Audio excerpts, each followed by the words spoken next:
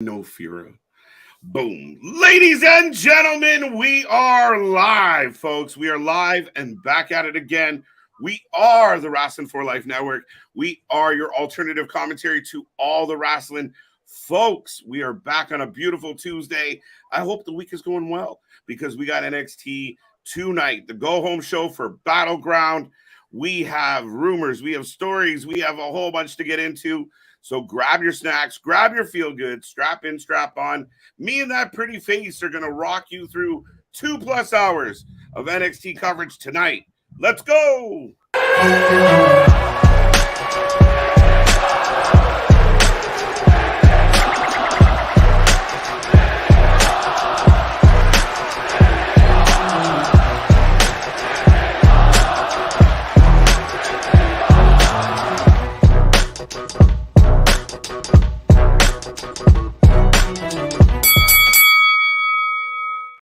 Ding, ding, ding. We are live. We are live. We are live. And we are back at it again. Folks, like Nick said, we got some of the ladies on the screen already. I think you said it. Maybe I just read your mind. But with all that being said, we are the Wrasslin for Life Network. We are the channel for fans, by fans, the most unbiased wrestling coverage you can find in the IWC. Folks, it's going to be a good one. We got the women's tournament. We got a bunch of other stuff to get into, but I am Mr. Every Night, KJ White, the Iron Man of YouTube. That's my buddy. Ladies and gentlemen, boys and girls, children of all ages, the Wrasslin for Life Network proudly brings to you its YouTube tag stream champions of the world, the Every Night Delight, KJ White. I am Big Nick, and yes, like JL saying in the comments there, we have Bird Lady right now on the screen. I've got Lyra Valkyria coming out as we're kicking off the run! The semifinals. Yeah. Kevin, run! Caw. Right? Oh, man. But yeah, I mean, we will take predictions on every match as we go through this, folks, if you're new here. So get your predictions in early. We got Valkyria versus... your favorite, Cora Jade. Sky Blue. Cora, not Sky Blue. Jade. Yeah, the drizzling shits, as I like to call her. Oh, you don't like her either? I told you, I feel like it's starting to shift here. It's, well... Okay.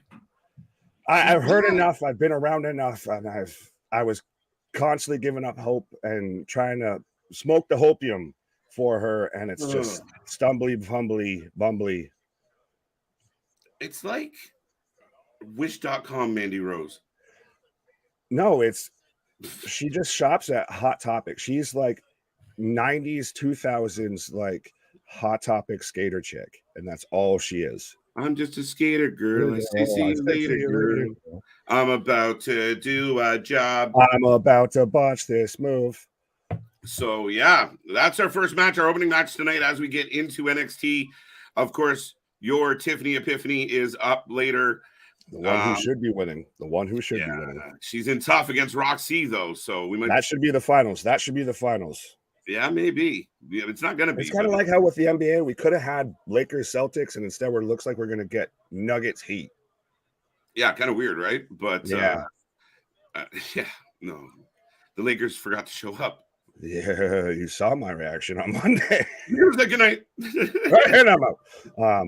But Jay, what up? Cora is better than Roxanne. Oh, that's a hard one. Both women pinning each other now. Say it ain't so. Right. Oh, what a huge botch. Oh. Valkyria just went for air. Like, you know when you go to like catch me and no one's there. Right. Yeah, just onto her ass. Trust ball. I don't trust anybody. Cora's like, fuck you. Right. Boston, what up? Unbroken, what up? I'm glad the Lakers got humbled. Jay, you and I are starting off to a rocky start here, too, because you're saying finally when we started off a minute before 8 o'clock. Right. Out here, finally. Steve, hey, yo, why? The party don't start till we walk in, folks. Hi. What are you fucking... That's the first and last time we'll be quoting Kesha on the Dude, man, one time when I was coaching, our playoff run, fucking Timber was our fucking playoff jam. Like, I still, fun fact, because of lacrosse practices in the summer and everything like that, I can't listen to the Akon Gwen Stefani song oh my God. without having like flashbacks of just sweating and dying in a gym in the middle of summer. Yeah, I know how a lot of times you grab onto like a kind of a kooky song to the inspiration. Yeah, that was our winner jam. We didn't win that season, so that's probably why. Blame catch up. Blame catch up. Right. Back to the wrestling. See money, what up? Yeah, as I've got Cora with kind of a front face lock, a chin lock on right now. Okay. CJ just he hasn't had his happy vitamins yet. Hey, you're allowed. I like the disagreeing. I struggle with Cora a little bit because it just, to me, she's kind of seemingly in the good eye of NXT or the WWE, and I don't quite see what other people see in her in pretty much every regard that she's required to do. Right. Kevin, what up?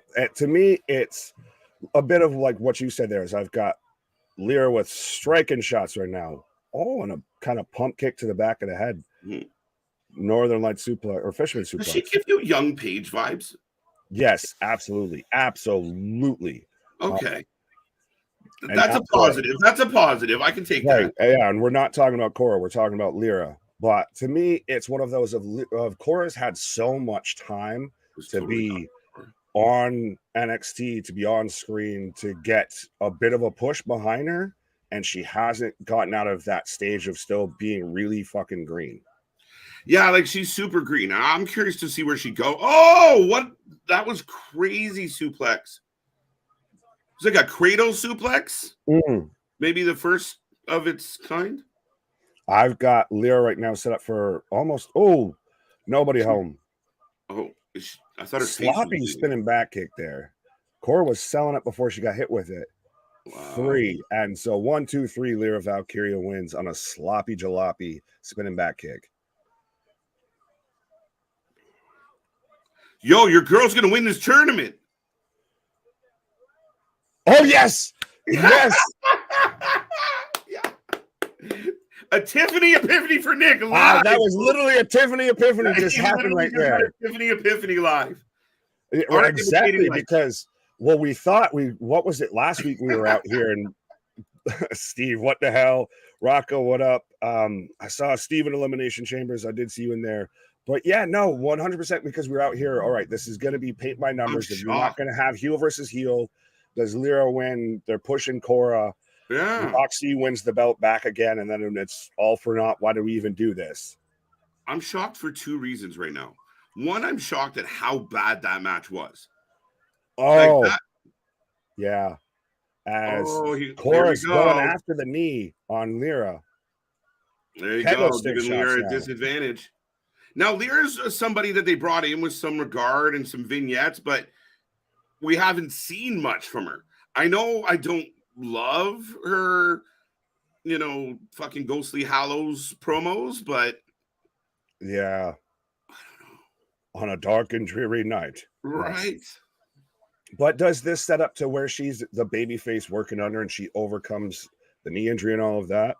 I'm still pulling for the Tiffany epiphany. I love that happened. Listen, I'll bet against you watch it click in my brain. That was the funniest shit ever. No, I think this has Tiffany Stratton.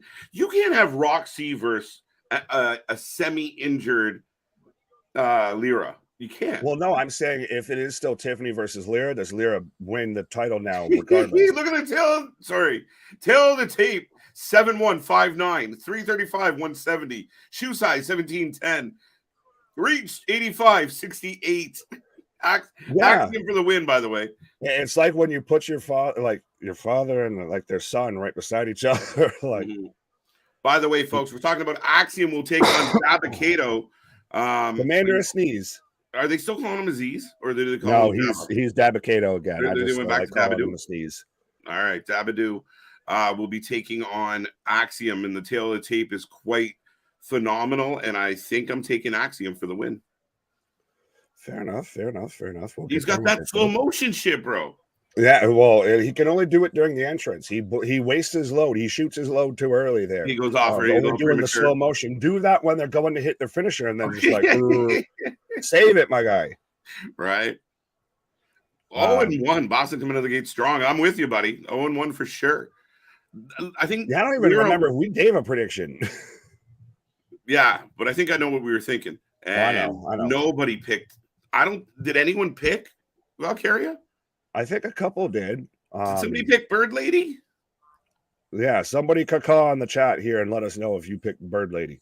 Damien not liking our take on Cora. I don't know, guys. She rubs me the wrong way, but not like good heat, like Eva Marie heat. Yeah, that's that level a bit of. It's one of those of you never fully buy in of. It reminds me a bit of, and I know this is going to be the comparison of comparisons, but a bit when Bailey first started turning heel, and you kind of never really bought into it. That's just been Cora Jade the whole time. Of she's supposed to be this terrible, despicable heel, and you never really believe that she's actually bad or can do any of this. And she has sloppy jalopy matches. Excuse me. Yeah, no, fair enough. Not digging the Bird Lady. I'm kind of with you on that. Absolutely. That was a nice suplex, perfect form. Yeah, it was different though, was it not? A little bit. Roxanne has little to no connection with the fans, just like Wrasslin. I don't know, Jay. They seem to kind of get behind her. She's kind of like uber baby face for me. They both have big connections to the fans, I feel. Yeah. Wesley, because he's coming at one point the writing was on the wall. We thought they were going to release him in a heartbeat, and he's revitalized the North American Championship ever since Carmelo kind of passed that mantle. And I think he rebuilt himself when we thought he was out. We thought he was done. We thought he was going to be on the indies, joining the Rascals or some shit. But he's done extremely well. He was lost for a while. Riddle didn't help, and here we are. Absolutely. And Roxanne Perez do you remember the outpouring and everything when they had her collapse in the ring and everything like that? I remember how mad you were. Yeah, I'm still thinking it's kind of yelling at me. That was poor timing, poor taste, in my opinion, but it was still it still didn't do its job, I feel. No, because I think part of me wondered if the blowback caused them to kind of go instead of directly to the point.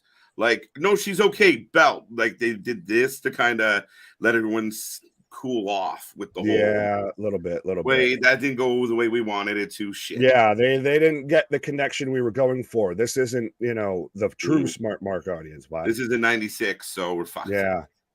I'm like a bird, want to fly away. Well, I don't know where my home is. Yeah, well, I think the last out of the 4 women, I think Lyra was the least likely to be in the finals. Honestly, a bit. We've got the Dijacinator now on the screen. Yeah, do it.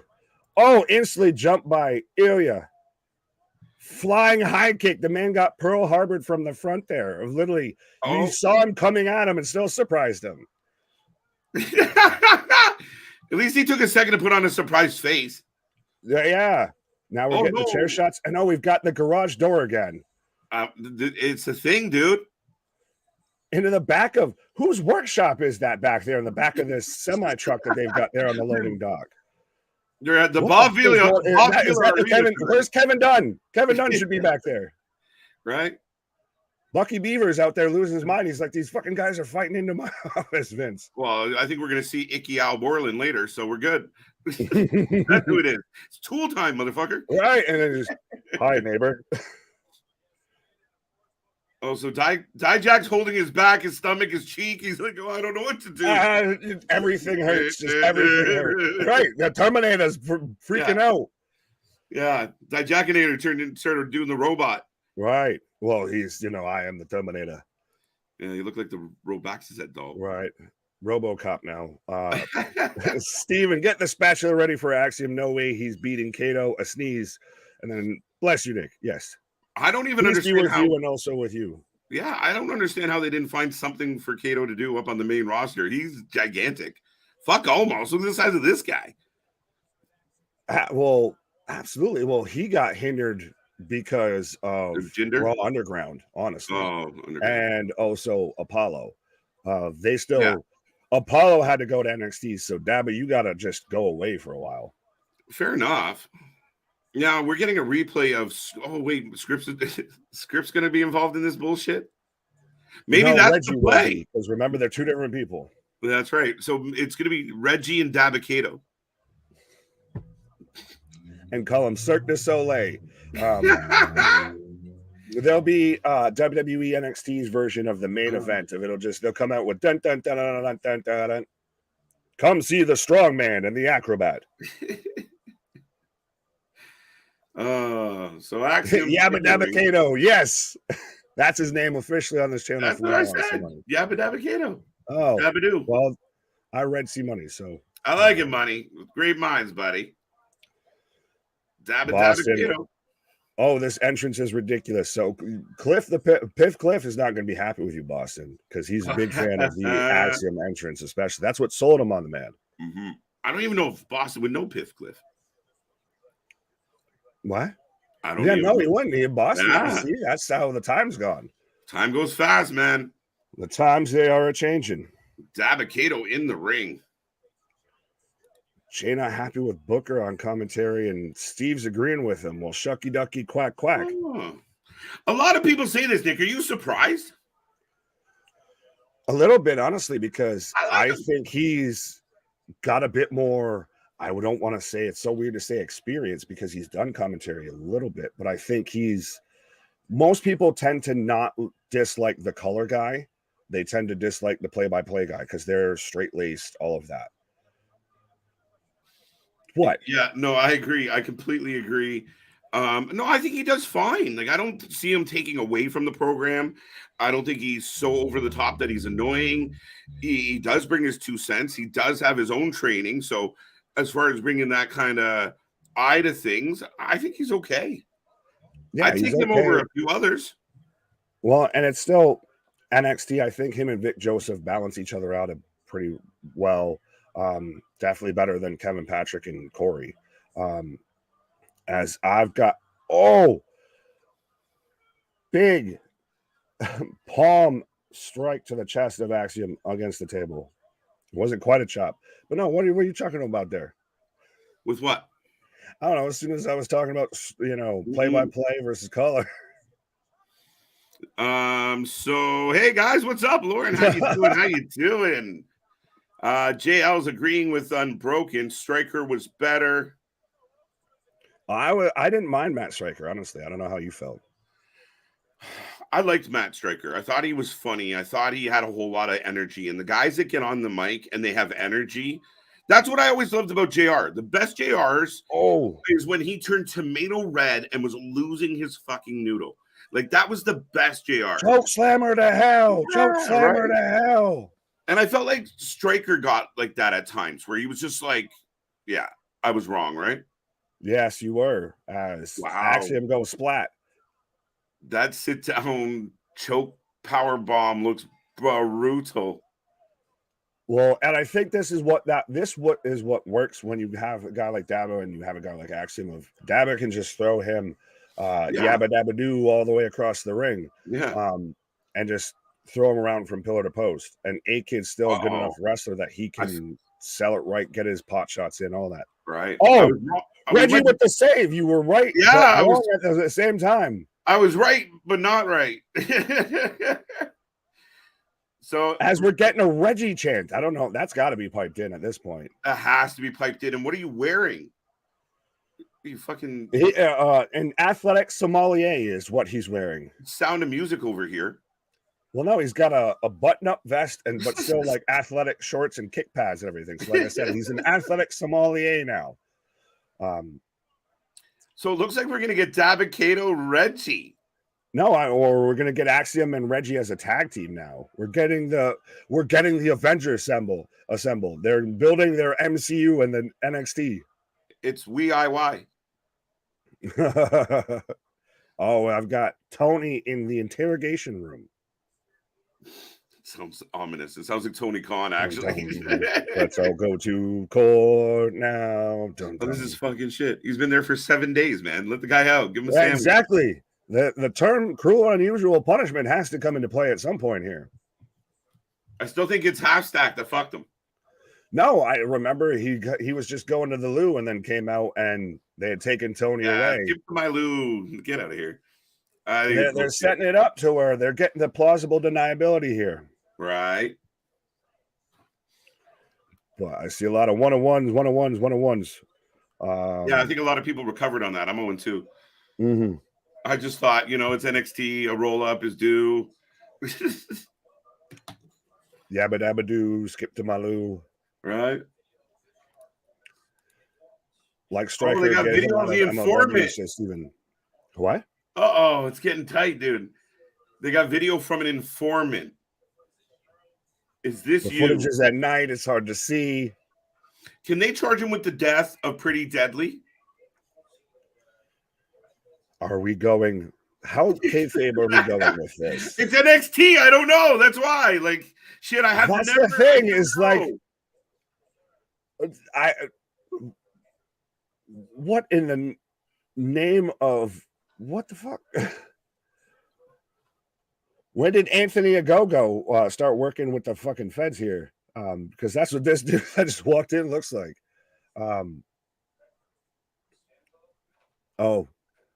Tony's listening to them have a what? I on one hand like it because it's building somewhat of a story, but it's on the other hand, I like it. I don't. How like much do we go into the kayfabe realm here? Well, I can go. I can stretch my fantasy a little bit and go with you, but when you pull me out into that disbelief, it has to be. You got to hook me. It's got to be entertaining. This is a little like, all right, guys, get to the fucking point. Right? Like, we're really flirting around it. Like, oh, can we step out of the room? No, just get to the point. Bar Rescue's a prime example of how that they'll go for it and you get there.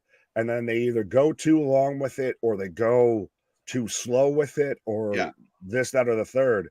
And it just pulls you out of it. That's what I think. And I mean, remember when he was in that feud with Santos, right? Like, it was a good feud, but there was like almost too many of those moments where we're like, halfway through the meeting, like, to be continued. You're like, can we just have the fucking meeting and get to the fight? Right. But we are in commercial break right now, so I'll try and click on some of these comments real quick. Oh no, KJ just admitted to liking square dancing. When did that happen? I've done a good old square dance. I'll skip to my loo. Well, you've got a little high step in there. I won't shy away from getting out. You are the wheeling, dealing, kiss stealing, limousine riding, jet flying. I gotta keep these gators down every night, folks. Right. What in the general hospital is going on here from Boston? These are the days of our 911. Yeah, they got to get the Hog PD there from House of Glory. That's who's investigating Tony. He's getting brought up on charges here. We're going to get that crossover that no one wanted and no one asked for. Yeah, it's turning into an episode of Lucha Underground very quick. A little bit. Do-si-do, your partner around, get real dizzy, then fall down. What? Watch them move and then fall down. Wait, ain't there there's a KO show on SmackDown, aren't they on Raw? They're cross-promotional because of the tag team titles, I guess, and we kind of get a modified KO show every night. Man, this fucking draft is fucking plaguing me because I can defend a lot of things. I can defend Cody and Brock. I can defend Cody not winning the title. I can defend how everything's played out. I can even defend Roman and Solo winning the titles. But this draft making it fucking hard. They shouldn't have drafted the tag champions. They should have went undrafted. They were on both shows until they dissolved the belts. Or you just split the belts like you did. You do something. I still believe a reason happening. Like you did. You made a world heavyweight title for it, but you can't do it with the tag titles. They're going to. They just don't want to do them all at the same time. Come on. They'll do it at Saudi instead of, before Saudi. Yeah, but like once you get through, okay, we named a new champion, done. Now we're gonna deal with the tag titles, or we're gonna deal with this. Like, I think there's a lot of fucking tournaments going on. NXT's having a tournament. Belts are fucking everywhere, guys. Right. Colombo in the parking lot yet?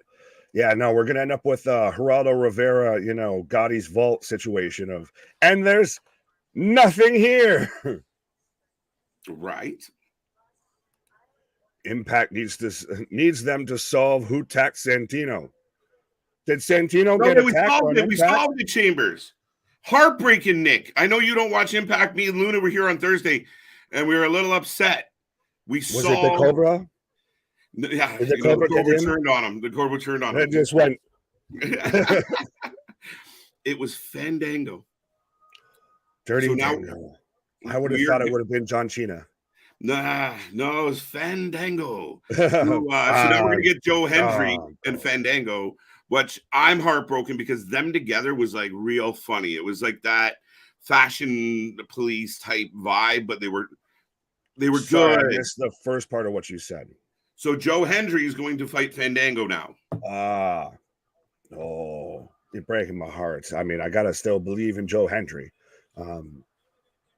But is it so funny how you almost want gimmicks now that were like the fashion police and everything like that, and you kind of miss that before we kind of all, they're just silly jobbers. Oh, this is trash. Yeah. Mm-hmm. Now you're like, no, that was actually pretty fucking fun. Maybe we should just kind of do that for a little bit here. So everybody turns their brain off and just has a laugh. Mm-hmm. Yeah, no, just let it go, right? I believe there's like a place in comedy like where people get really mad about like Orange Cassidy. When he was just kind of the funny guy and he was that shtick, it was like the Hurricane for me. The Hurricane was dumb as shit, but it was gold. It was fucking gold. Stand back. There's a hurricane coming through. Now, if Hurricane had a major title, well, I don't know if the international one's a major title, but if he went on a fucking 9-year winning streak, held gold, overcame every odd, we'd probably kind of get sick of the gimmick and then what's happening. Yeah, if it became Lol Hurricane wins. I'm all for a little shits and giggles. Right. Damien letting us know the baseball scores. We're getting a video package of Brock or Braun and Carmelo. Threw me off because it said Brock. And then Jay out here saying, sorry for being a chatterbox tonight. No need to apologize. Everybody be like Jay. Be a chatterbox. Fill up the whole chat, everybody. I see 30 plus people tuning in. Light up that chat box. And if you want to stand out, we do got the super chat and the super stickers as well. Just don't forget, folks, this channel was built on the chat. We are a channel for fans, by fans. How we don't shy away. We take our criticisms. We take the bad, the good, the ugly. We just created Put them up. a wrestling utopia. We are the wrestling family of the IWC, and we're growing by the minute because, it's all about family here.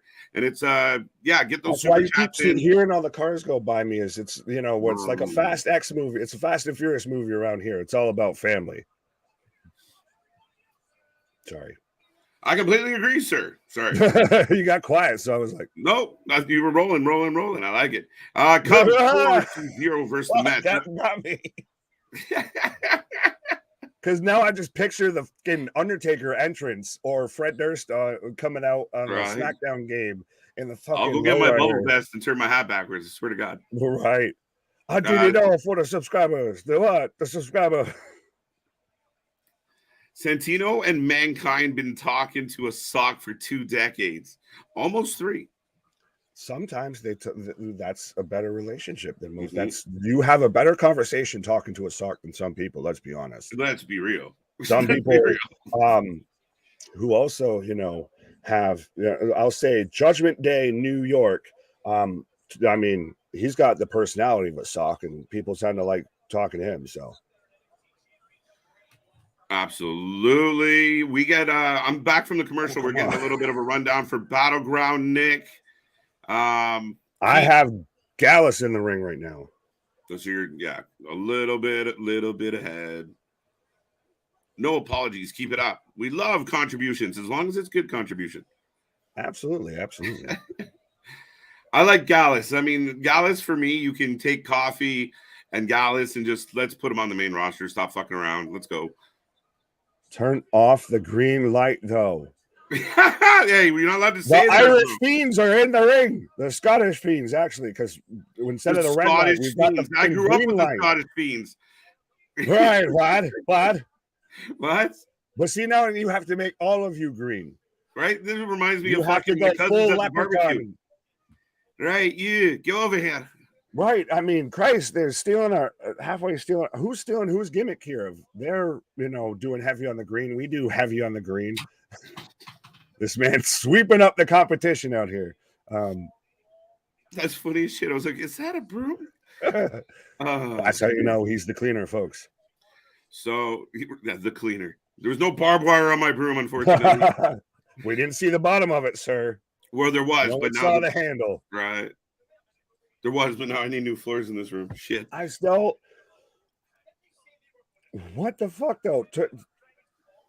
They're still green even during someone else's entrance. What the fuck? Yeah, I mean, Top of the morning to you, labbies. We had this our is the Lucky Charms. funniest What the segment, fuck? man. This is like, What the heck is up with this man's hair? Brutus and Julius Creed, the Creed brothers, coming out, and what I'm is digging it. with fucking Biff Creed's hair here? This man has a fucking high top 10 up, and all high top. Oh, fucking. This man is giving a run for Rob Gronkowski hair. Oh, no, that Biff shout is funny as fuck. He's like, Hello, look, McFly. Hello. My brother's passing me by. I need a gimmick quick. Right? I need to make a. How do I make myself not look so short next to my brother? I'll make my hair stand really fucking tall. Fucking Kid and Play Creed coming out right now. Damn it, you.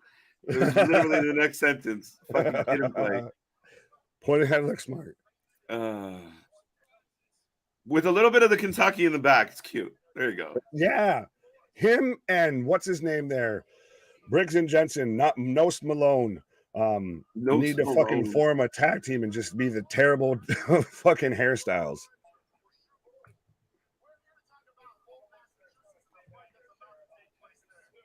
Oh, they're cracking wise at the chubby bellies. That's that Scottish breakfast.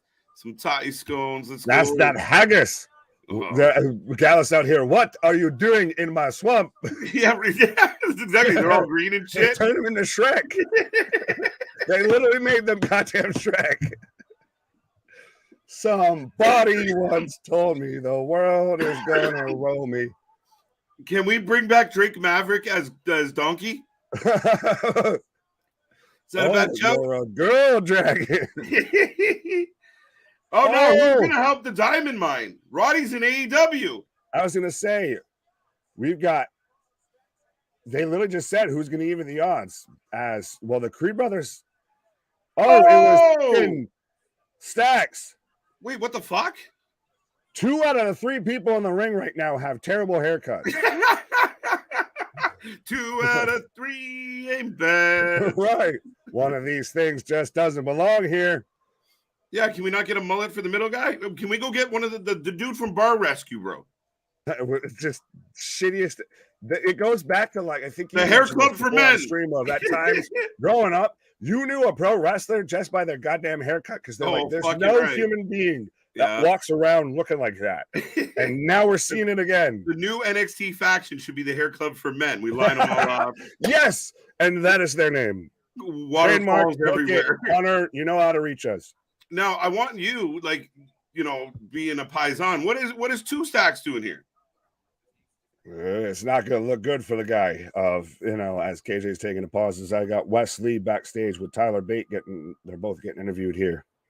But yeah, no, it's very much going to start to look like, and especially if they tie this into where the Creed brothers were part of what got Tony nabbed. If we're going full Sopranos, woke up this morning and got yourself hold in questioning room, that have Stacks out here, just you disloyal. That's where we're going here, I feel. Gallus went train spotting. Yeah, I like that. That's a good show. Messy segment. Yeah, Jay, a little bit. The mullets are ridiculous. Mullet mania running wild. Richard, I think breaking the draft for the women's tag division was Richard, I don't know what you're on about. As I've got Eddie Dubstep Thorpe coming out right now. Fucking EDMD fucking Nightwolf coming out. But so we've got Eddie Thorpe versus Tyler Bate coming up next. So folks, give us your predictions for that match if you haven't done so already. Let us know so far as we're a half hour plus into the first hour of NXT, what you're thinking so far, how you feeling. I think I saw somebody earlier say that NXT so far was better than Monday Night Raw last night, which I very much question. No, Boston, I don't mind that entrance. I think Eddie Thorpe's good. I know he's a big signing from New Japan. I didn't see a ton of him in New Japan to really kind of stake a claim on anything from that. But I want to see what they're going to do with him. I think he could be a solid mid-carder right now on NXT, which is still saying something. I think they need to do some character work before they really try and move him up the card, even on NXT. He's, to me, a bit, at least character-wise, away from being on the main roster. But we are in commercial break, so I will remind everybody we are the Wrestling for Life Network. We are the wrestling channel for fans, by fans. We do this all the damn time for anything and everything. We are channel for fans, by fans, like I said, of Christ. Like we were talking about with the chat earlier, I literally started commenting repeatedly and harassing and bugging KJ in the chat until he's fine. I'll let you on and just here we are. But if you have not done so already, folks, be a friend, tell a friend, hit that like button, hit that subscribe button, ring that bell, because we're going to be here stacked out all weekend. We've got Night of Champions, we've got Battleground, we've got Double or Nothing, and even on Friday we've got SmackDown, and we've got the Impact pay-per-view, which I'm blanking on the name right now. Is it Under Siege? But absolutely nobody covers professional wrestling like we do. What? Tyler must be pen pals with Matt Sydal. Fair enough, Unbroken. I don't know where we got there. I think that's why some weeks it's the best wrestling show on TV. What did I miss here? Boston taking bait for the win. Boston or C Money saying to Boston. They really experiment with everything on NXT. Yeah, I get it. It's a bit of one of those of it's you got to still keep in mind it's a developmental of that, but it is still put on a primetime network in a primetime slot. And they moved it to where it's touring and it's traveling and it's not just a 1 hour like the Black and Gold was. And I'm not going to fully wax poetic on how it should be Black and Gold, because there is a good chunk of NXT that I really do like, but you have to wade through some shit sometimes. And that's, I think, more the experiments and all of that. I guess what you're talking about, too money. Then again, I guess I should finish reading the comment, including the entrances and whatever that green idea was with Gallus. I said it. They just made him Shrek. They just, what are you doing in my swamp? Under Siege, nailed it. There we go. See, sometimes, with the vitamins, the memory banks, the wrestling Rolodex tends to stick together, but I got there in the end. Steven picking Thorpe for the win due to schism interfere. Oh, okay. Yeah, well, yeah, because there was a little bit of that interaction, everything like that. I feel, if I'm remembering correctly, again, the vitamins, to where they were kind of trying to almost recruit Tyler Bate. But we're getting congratulations to John Cena on having the #1 movie worldwide, and then Batista having the #2 movie worldwide. So, again, how is it? It's very interesting that two former WWE superstars, two former world champions, two, if not current, future Hall of Famers in WWE, are right now the top two. I don't want to say leading men, but top two in the top two movies, and prominent roles in Hollywood right now. And neither of them are named Dwayne Johnson. Interesting. So we've got Tyler Bate versus Eddie Thorpe right now. If they give this some time, this has a potential to be a fantastic match. We've got Wesley on commentary as well. I'm going Vitamin Speed. Fair enough. See money. Sometimes I go up with the vitamins, sometimes I go down. Tiffany, what up? Money is that ludicrous speed. Stand up. What up? As we've still just got headlocks going back and forth right now. Eddie Thorpe right now in control. Lauren, what up? Cena is also a much better actor than The Rock. Oh, I don't know. That depends. I think maybe Dwayne might have spent a little too much time in Hollywood here. It's interesting. I mean, it almost comes down to what movie it's in, and Cena's a little, well, I almost was going to say that he's a little more babyface, but yeah, no, I think it comes down to which movie. If we're really going to break down acting now, Triple H is a rubbish actor. has and thumbs up, thumbs down, I guess, in the chat here. If anyone has seen the Chaperone there with Triple H, if that's his one acting credit that I remember outside of the bit part that it was, I think, Blade 3 that he was in. I don't think I can remember another Triple H acting credit. Yeah. Hunter hasn't been the greatest with movie roles, but then again, he's kind of busy right now running a company. Blades, yeah, see, I got there. Those two are the only two that I remember. Unbroken, I don't know what y'all on about. So does anyone know is Titan Games coming back? Steve, I have no idea. But if you haven't done so already, folks, give us your prediction on Eddie Thorpe versus Tyler Bate, as that was a twisting mid Irish whip body splash there from Eddie Thorpe on a Tyler roll up. The Rock's not diverse. Batista is even better than The Rock. I would say Batista honestly might be the best out of the three of them if we're going really that way, because Batista doesn't have to be the star. Batista is very fine and he's got the biggest range, the acting range. If kick out, if WWE have Dom the briefcase, that would be insanely smart. The stories, the heat that would come with it would be awesome. Yeah, but it depends on who he's going to end up going after. Like, do you build Dom versus Roman? I don't think you do that. So you build Dom versus Seth? That's still a bit of an interesting way of, I think the Money in the Bank winner is not going to be, I don't know exactly if I can even give a full prediction. Logan Paul. LA Knight. Okay. LA Knight is my choice. Yeah, you just name it off anybody. Yeah. No, I think it could be Logan Paul if Seth is the champion. That's not a bad shot. Well, there's been a lot of people like Boston was there throwing around.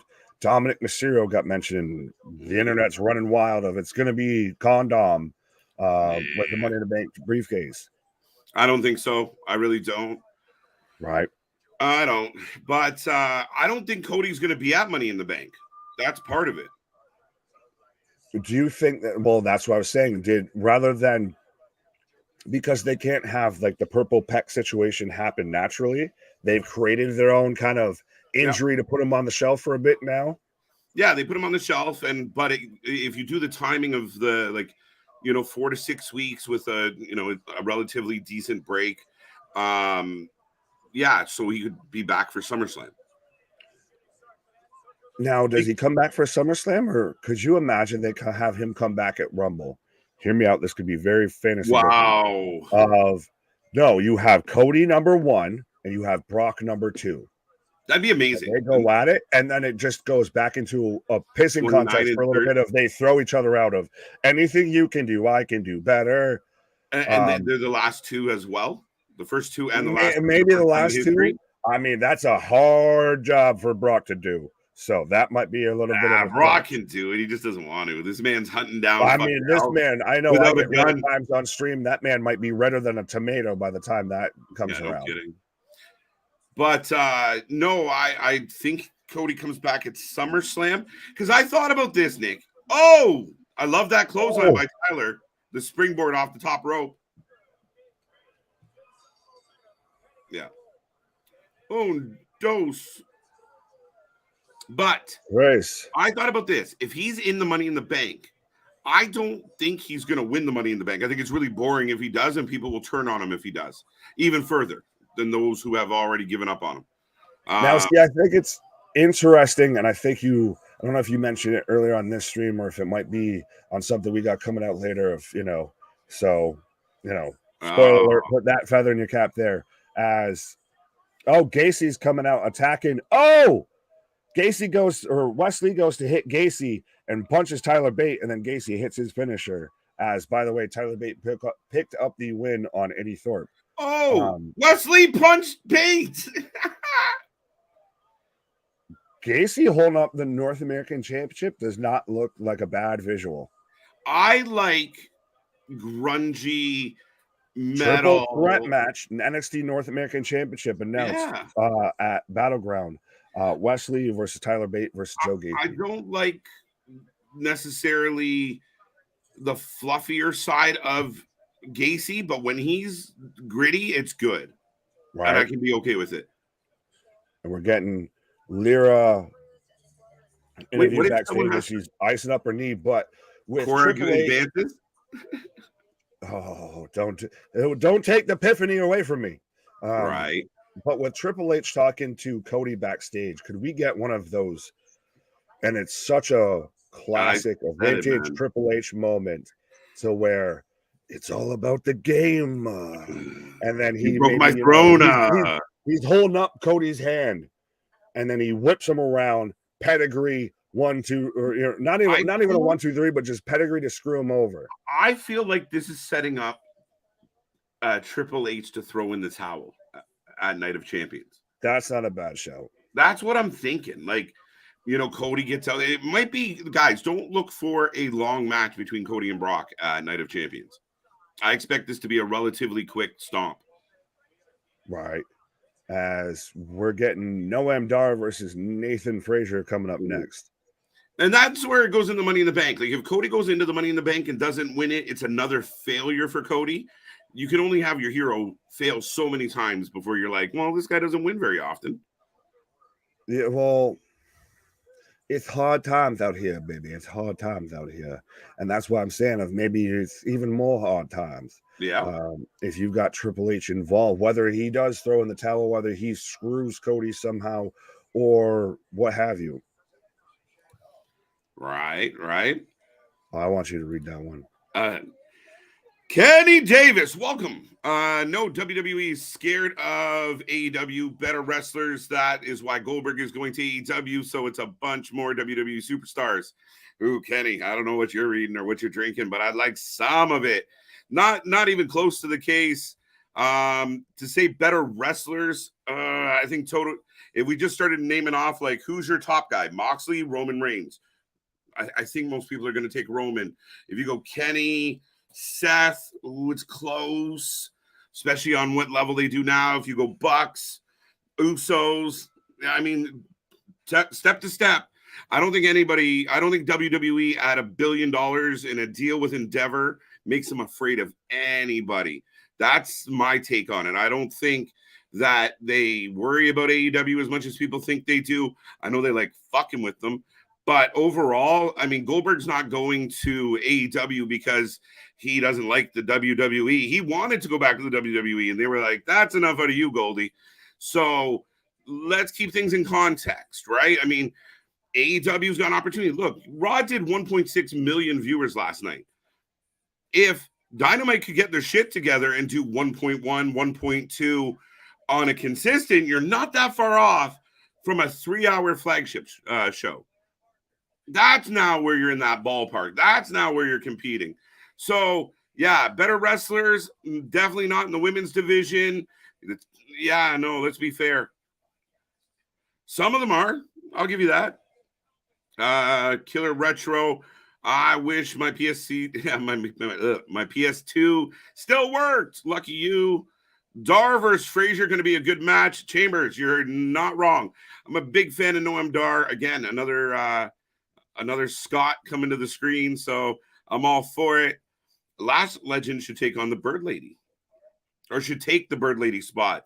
Interesting. We haven't seen much of Lash, and now I bag on Lash just because I thought that talk show was horrendous, and I haven't seen much else from her. She hasn't been in the ring a whole lot, so I think her and Nikita had a pretty good match.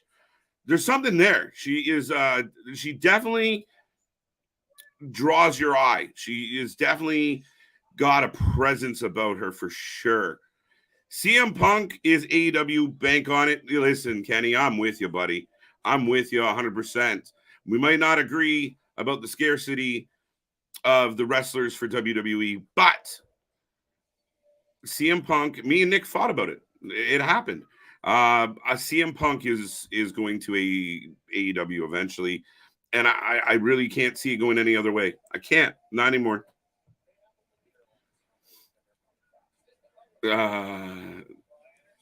It's still real to me, damn it. Put Cody versus Brock opening match, Night of Champions. Could be. It really could be. Depends on the angle of it, though, right? They might put it later in the night if there is some type of angle. But do you put it at the beginning of the night? And if it is a fact that Brock's just going to dust Cody, you kind of let everybody get over the shock of that and move on. Like, and on to the next thing. Truthfully, I think the women are going to open the show, but we'll see. Do people want Cody to die or something? What struggle? Well, now they're putting Cody through the struggle, whether we like it or not. And listen, I get it. And I feel like a lot of the fans are like, he left AEW, fuck him. We don't care what he does. Listen, I was one of the biggest detractors. What's the point of signing Cody Rhodes? He's just an IC champion at best. I can't discredit what they've accomplished with him. I can't discredit what Cody has done. Coming in, having the purple pack, going 3 solid with Seth Rollins. To me, the biggest misstep with Cody Rhodes was going to be when they just let him have Royal Rumble. That's where you get in that it's handed to him vibe. So you know what? He loses at Mania. He goes through war with Brock Lesnar. He comes back, and you try and keep him relevant and triumphant as possible. And it's not, I mean, who was it who said it? Was it Bully Ray that said it? But he's right. Cody Rhodes is a bigger star in WWE than he ever was in AEW. And based on the platform, it's hard to argue. Got that one. Gallus vs. Creed Brothers for NXT Tag Champions at Battleground. That's going to be fun.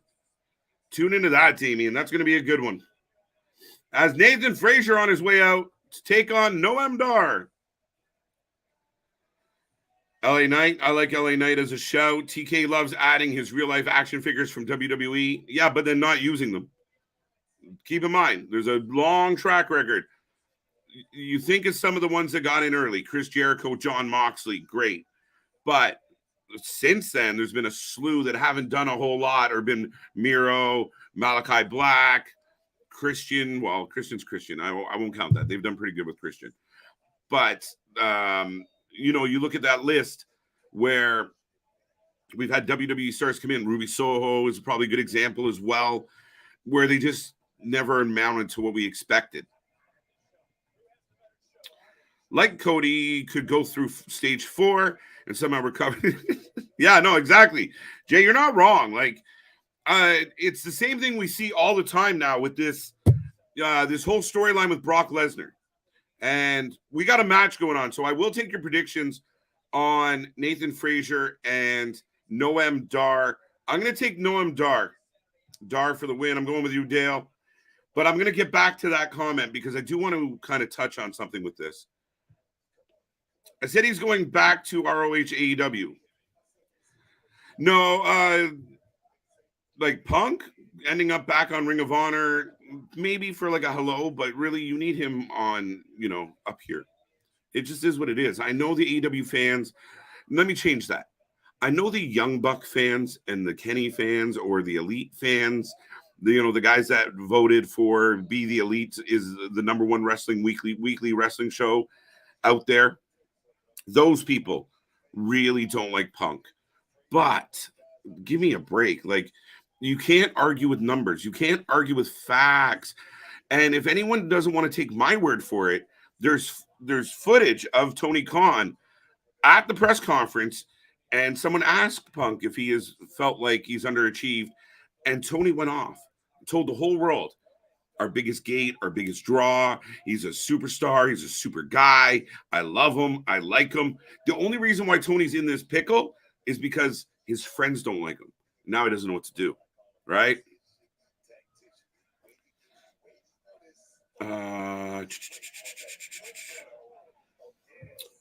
What do you mean, like a neutral company that isn't WWE or AEW? I'll have to work backwards on that.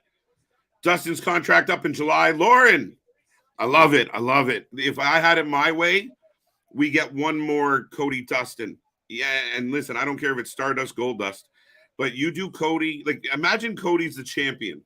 He finally beats Roman, finally gets that belt, and Dustin comes knocking. Dustin gets a title shot on one of the pay-per-views, but it's I'm either gonna take the belt or I'm gonna retire.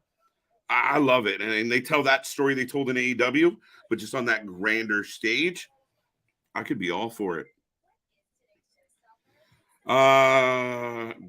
Boston, a neutral location, Moxley would destroy Roman. Wait. Time out. Like in a real fight, a shoot. Like, are we talking about like a wrestling match? Because Moxley can't wrestle. And in a real fight, Roman doesn't take but 30 seconds to end John Moxley. Guys, he's not the crazy psychopath that he portrays on TV. And I like Moxley. Don't get me wrong, but come on. Roman's a big dude. That Samoan man would fuck up John Moxley in a quick beat. And again, Roman might get knocked for not being a good wrestler, but Moxley's not a great wrestler. He's a good brawler. We have some fun bleeding, but yeah, no, it's not the same. I like Lash Legend. All right, Nick. Tall drink of water for you. Is Drew McIntyre a megastar in WWE, KJ or Nick? Megastar, yeah, maybe it's a tough one, right? Like he's a huge star for that company. And when people talk about him going to AEW, I think it's highly unlikely for that reason. And again, at this point in history, it's just a different animal. The WWE is a complete giant. It is a monster to deal with. Where was the other question? See, money. Tiff, what's changing with Raw and SmackDown? Not quite sure what that is. Oh, hi, Lauren. Moxley's a hell of a lot better than Roman. In what regard? I want to know. Steve G, let me know. What aspects of wrestling do you think Moxley outdoes Roman? Acting, no. Storytelling, no. Promo, no. But close. Wrestling in the ring, no. I don't think so. Brawling, yes. Yeah, no. Yeah, sorry. I can't go with you, buddy. Cody loses at Night of Champions due to stoppage. Misses Money in the Bank. Richard, I save wavelength. I've been talking about this all night. Nick and I recorded some of our predictions earlier. I thought the same thing. I actually wondered if Triple H is somehow involved in how this story plays out. Does he come out and throw in the towel for Cody? Then there's this resentment. Maybe Triple H has a guy because he's sick of Cody's shit. Get Triple H kind of involved a little more. I'm okay with that. But yes, coming back to SummerSlam, I think you keep him away from Money in the Bank for the reasons I said. If he either, because you're going to get sick of Cody coming out every single fucking week. And if he's got a kayfabe broken arm and he's just cutting those promos, people are going to go to bed. It happened in AEW. He talked too fucking much. Uh-oh. Speaking of talking, I was going to say, so what do you guys want to talk about? Dude, you got an ear for timing. 100% of, well, I've dealt with the legal proceedings that have been handed to me from Tony Khan and Raka Khan, both the Khans. So I'm good. I'm back. I'm cleared. Do you Moxley Roman in a shoot fight? Who wins? I think Roman runs him over. Moxley taking a visit, taking a pause for the cause, or post taking a pause for the cause? Moxley on the sauce, maybe. But Roman's still a former NFL player and everything. He's still a big dude, bro. He fucking, and I don't want to fight Samoan because everybody, you would be surprised at the amount of people that you wouldn't think could whoop somebody's ass. No, that's fair. Ass. Mm-hmm. But as far as in-ring talent, and we've dealt with this, or at least I've had people, I've seen it with Roman. As far as in-ring, to me, hating on Roman in-ring or anything like that right now is literally at this point, you're just fucking hating. Yeah. It's not debatable at this point. Mm-hmm. There's still flaws you can point out that even the most diehard of Moxley fans, like that guy that got the fucking AEW forearm tattoo and everything, would still kind of have a hard time debating when it comes to Moxley. I think, listen, Roman's a bit Teflon at this point. Well, and I mean, it's certain things, guys. Like, you're allowed to love John Moxley, but still admit, like, when I was a little guy, I thought Ultimate Warrior was the shit, but Hogan was the guy for the most part. Then we had our moment. So when he finally did get there, it was awesome as a young guy. But I mean, the point is, realistically, if you look at it, like, I'm a diehard Leaf fan. If I got on here and I started going on about how amazing the Leaf, they're best in the world, they're like, they're out, dude. No, they're better than those teams. No, they lost. Like, Moxley is not the same as Roman Reigns. It's a little hard to be a LeBron fan right now, to be honest. But yeah, well, and speaking of Shield members or former Shield members, to me, Seth Rollins is the best comparable if we're going to get into the who versus who thing with Roman. Mm-hmm. Moxley's allowed to do whatever he wants, whether it be shards of glass, barbed wire, broomsticks, all of that. Moxley's allowed to do Moxley. Take it for what you will. To me, I think it was Seth who actually said the comparison a bit of like Roman's. He's the Brett to Roman's Austin. He's the Shawn Michaels to, or he's the Shawn Michaels to his Austin. He's the Brett. Yeah, I got you. Hogan, whatever, you get what I'm saying. Yeah, kind of. Yeah. No, June 17th, Collision, 2 hours, something WWE has not have on Saturday night. But know what they do have on Saturday nights? PLEs that are going to fucking thump the shit out of Collision. Right. That's not good. Especially when you can't sell tickets now and you don't know where the first show is going to happen. Well, the first show was going to be in Chicago with Punk. Jacksonville, I'm still calling Daly's Place as Frazier off with a springboard, running roughshod through Noam Dar right now.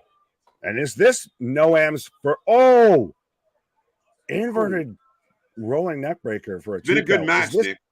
Is this Noam's first match since NXT UK's kind of folded? I believe. Well, yeah, I believe so. Yes. That's a hot minute. That's a hot minute. That's a filthy fucking neck breaker. Yeah. It's like an inverted crossroads a bit. Unloads. That's the thing is Frazier can go. I mean, he was the bigger talent or the better talent, I would say, out of when he had that. Remember when he had like a best of 7 between him and Axiom? Mm-hmm. Yep. Angle lock. Which, to be honest, I didn't love just because it was like 7 matches of the same shit.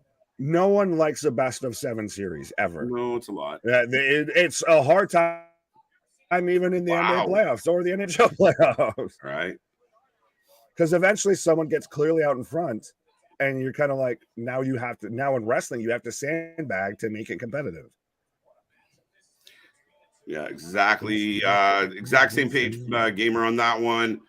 What do you think about TK and CM Punk are back on good terms on the debut of AEW Collision? I think CM Punk and Tony Khan have been on pretty good pages from day one. Just Tony Khan doesn't have enough cojones or marbles. You don't have huevos. You have no marbles. And that's it, where he just doesn't want to put his foot down and piss off either one. That's why I think he was like, well, you know what? We'll bring Ace back. Shh. And people are, oh, fuck it. But this is what makes Tony an ineffective boss, an ineffective leader. Yes. No, at this point, it's not at times. It's kind of just it's more often than not that this is the case of if you're asking Damien that they can pull it together and they'll actually be on the same page by Collision, I highly can doubt it. I think the threatening, if it is valid, the threatening of legal action towards Punk is probably honestly the worst move Tony could make, because now you're going to piss him off. And now we've seen Punk sue a WWE doctor. He's not going to care about a fucking lawsuit. Honestly, I think he would think he's justified in his head enough that he could still win it. He could fight it regardless of anything. Listen, I don't know the details, but I'm saying if I had to get in the mind of Phil Brooks, screw you. I don't care, and you're not going to force me to come out and do what you want, because then he's going to get even worse, and then you're going to get a real pipe bomb. Well, that's it. Like, Punk's thinking, all right, we'll go to court, and I'll let everybody know what's really going on. We'll air everything out. Yeah. Think about it. This man's validly pointing out that he hasn't been on TV in 9 months, and he's still easily, the second his name's brought up, he's the hottest topic in pro wrestling, as I've got Dragon Lee out right now. That's We're still setting up Dragon Lee versus Noam Dar, I feel. Buddy, this match could be the match of the night at Battleground. I'm telling you right now. Oh, that was halfway a splash, halfway a headbutt. 3 count as Nathan Frazier with the corkscrew body splash for the 1, 2, 3. There you go. Give this a triple threat. Never mind Make then. this a triple threat. But you've got a triple threat for the other title. And this isn't even a title. Let him have it. Let him have it. Nathan Frazier with the win.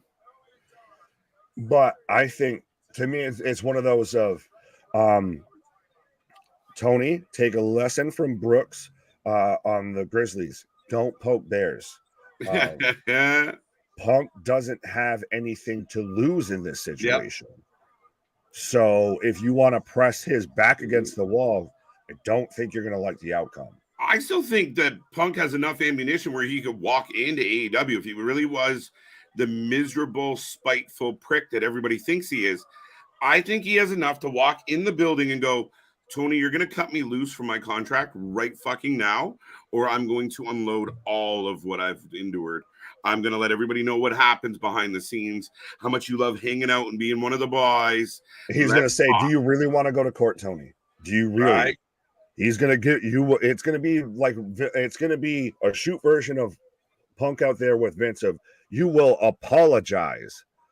And I'm not trying to be super CM Punk Mark here, but it's this, to me, it's one of those of, at the end of the day, you got to read the room. You got to read the situation here. What's up, Kayla? No, I agree, dude. I mean, as a fan of AEW, as a big fan of AEW, who's watched almost every minute of Dynamite live on YouTube with the people, I mean, dude, it's crazy that people within the company are like, oh, fuck this guy. We don't want him. It blows your mind. Yeah, the jacking that comes back here as Ilya is getting interviewed backstage, and I like Ilya. I hate the rumors that they're going to try and throw him an Imperium because I like it. This has gone through. I hate it. I love it. But he's over dramatic acting so much that it's a little hard to believe because I love it, but that's what he does. It's so good, bro. He's good. No, Dijak trying to kill him though. Right. I see you. Oh, I was just see money point out it's a Phoenix Splash. Fair enough. Lauren called it. Frazier takes the W.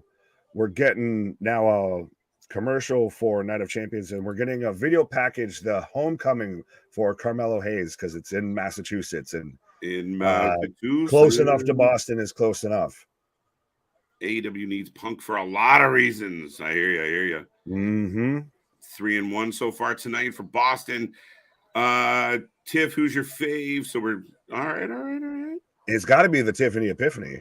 I mean, you share the same name, so it's got to be. There you go. Right. Dude, there was a comment earlier, but we'll get back to it. What are they going to do with Bray Wyatt if he is back? Let's say, put all the bullshit aside. If Bray is returning, what do they do with him? I heard Cody Bray. Watch.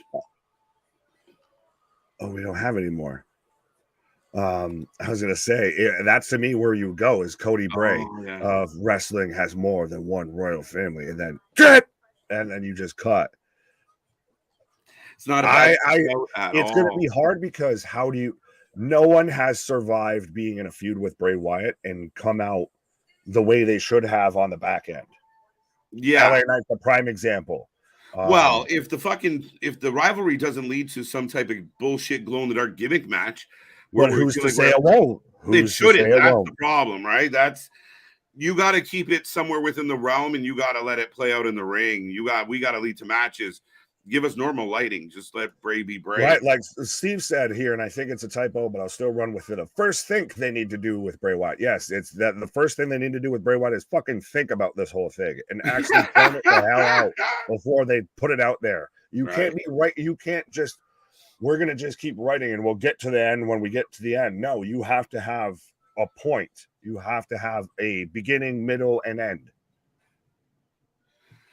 KJ, you hit the nail on the head. What if the reason Brock Lesnar is attacking Cody is because Triple H is the one that hired him? If they come full circle, so many people are going to have to eat shit publicly. It makes me so happy. What if it's not? What if it's Paul, but it's not that Paul? Yeah. Because we had a certain Paul Mhm. kicking off Monday Night Raw and Right. beating up and Mhm. vehemently denying I had nothing to do with that. Yeah, that seemed a little auspicious, like just to kind of slide that in there. Right. So what if instead of Paul Levesque in being the one that hired Brock Lesnar to take out Dude, Cody Rhodes, I just what saw if it's Paul Heyman? that's what I'm hoping. Like, there's a few things out there in the realm of the wrestling world right now that I really hope go a certain way. More than anything else, the petty side of me wants to see some people really eat their own fucking schwanzes. Pause. Yeah, no, fuck them. I put again, there's a black and orange website that has a little snare drum intro that you can watch that on, but that's neither I don't know here what you're nor talking there. about at all. Right. I like the idea of Dustin coming back for at least one more match. Give us the like one big, huge Gold Dust entrance. Bring back Marlena, have the gold call. I'm all for it. Let's fucking go. That would be the best kind of send off of he, but then again, couldn't you have done it in Hollywood? Would that not be the biggest It would have been perfect. send off? Yeah. I mean, of course, remember the Hollywood Shattered Dreams Productions showing up in Hollywood at a Mania. Oh my God. Hey, listen, if they could have pulled it off, it would have been fucking spot on, right? But right. Fucking Allstate turning me like a goddamn cherry. Anyway, sorry. What the fuck, David? I don't know what we're going on about. So Cross versus Bray is the only feud that makes sense. No, we don't need Undertaker versus Kane out the gate here. Could work. The reason why before Bray made his return, I surmised that Cody Rhodes would be the perfect victim for Bray. Because if he came back heel and evil, who is white and polished and baby face to the highest degree? Cody Rhodes. It's just dark versus light. Sorry, I'm just getting thrown off because especially because I know Boston can relate because I live in New England. We're getting the whole kind of homecoming okay media tour video package for he is him Jones, he is him Duncan, he out here in his Himbalands, Himmy Cricket, Himmy Neutron, Himmy Turner, all of that. Carmelo Hayes going through the press tour for Boston and for Massachusetts. And Boston, I'll say this because you and I will both get this as he said, of 98.5 is horrible. I'm surprised there's no WEEI mention. So Boston, you let me know about that. That's you and I have A and B conversation. You can see yourself out of it. Right. 98.5 is horrible. Granted, I felt like a traitor. A trailer. Not Ray Trailer, not Big Boss. All right, Ricky. I felt right. Fuck's yeah, Ricky. But no, I felt like a traitor when I moved to New England, and all I could get was Boston shit, and especially the Red Sox as a diehard Yankees fan. Right. Going on a tangent. Where was the other comment? I don't know because I don't know what comment you know. I know it's like a needle in a haystack now, folks. But if we haven't read your comment, other than Dave Hadley, we're not reading that one. We're gonna hide it. Goodbye. Have fun tonight, though, bud. Screw Paper Champ. Now I want to know who's the Paper Champ. I know the paper mache forehead. I don't know the Paper Champ. Right. I mean, are we calling Roman a Paper Champ at this point? No, not at all. All right. Oh, wow. I don't know what we saw. So this is funny. So the red bottom stuff was from Mr. McMahon / Spirit Squad segment in 2006, where they were feuding with DX. Dave, now that you say it, I remember. But when you threw that first comment up without context, because it was just like, I'm not getting into it, but it was funny as hell. Me and Dave are having a moment here. That's fine. I was like, I don't know what was said, but Some you people can have that. Not even what I'm mad at. Sometimes when you're on YouTube, sorry. Oh, no problem. I was just going to say, sometimes when you're on YouTube, people think that you can read their minds to exactly what they're thinking. But yeah, the reference didn't click for me, and then it just sounded like he was being kinky. Do something strange for a little piece of change. Hey, man, happy Friday. Well, it's Tuesday, but sure enough, you can have something to that. look forward to then. Right. Well, I won't lie. I instantly go to the whole McGregor quote of, that's break out the red panties night. Yeah. But we've got Hank Walker and Tank Ledger. Hank and the Tank. Got Hank the Tank as a tag team. Hank Tank. These guys got something now. Now that they're Hank Tank, I'm like, all right, let's go. Yeah, brought to you by Lowe's, Home Depot. They're the Sawdust Tag Team Champions of the world. The Sawdust Tag Team Champions. I'll take it. CM actually, I thought they were tag team. They're having a match. What the fuck? Wait, they fighting each other? Yeah. Wait, why? They came out together. I don't know. You got to bleed with the problems with NXT. That is the funniest thing. They came out with matching, well, not matching gear, not at all. Never mind. No, one looks like, speaking of Moxley, one looks like your local plumber, and the other looks like a fucking traffic cone. A caution sign. All right. CM Punk returns to close Double or Nothing with a promo reminiscent of the one he cut 12 years ago in the same building that began his run to the top. Dave, I don't hate that. Like, I mean, in the sense of making people wait. Like, if Tony announces on Wednesday, we've decided, even if he says it's Florida, or Chicago, I hope he says it's not Chicago and we still get Punk at Double or Nothing. So how are you going to feel when none of that happens? Well, I don't know, man. Some of it's got to happen, or AEW made a bad decision. No, it won't. No, it won't. No, it won't. The Smoking the Hopium tribe. No. So Punk is 100%. He's done goofed. Oh, he's done. Like I have said, and I'm not. Well, Boston, by the way, we've got Hank and Tank going at it right now. I'm telling you, they're going to end up being a tag team together that is reminiscent of heavy machinery. They're just going to look like fucking caution signs out here. But I'm still saying that they done goofed this all the way up. And it couldn't have anything at all to do with the fact that somebody on Tony's legal team was involved allegedly in the situation that happened at All Out. I think they're close personal friends with the rest of the elite. Mm-hmm. The EVPs that are also technically her boss. I'll say that her boss as well. So I think this is just the fucking inmates have taken over the asylum here. It's really bad. If CM Punk has fallen through this deal, which I do not believe he has, I believe this is a lot of misdirection, a lot of bullshit, a lot of people that jump on. Boy, doesn't that sound like a common theme when you have to talk about things with AEW? Oh, it really does. It's so fucking, and the social media just running rampant. Too many dirt sheets are buried within that building at AEW. Too much shit gets leaked, not leaked.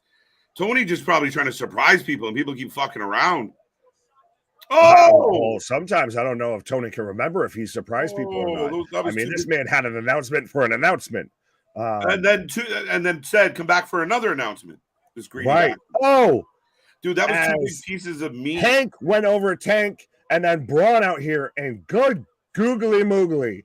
If there is a human being on this planet that spears the way Braun Breaker does, I'm sure he's playing in the fucking NFL at this point, because good God. Holy shit.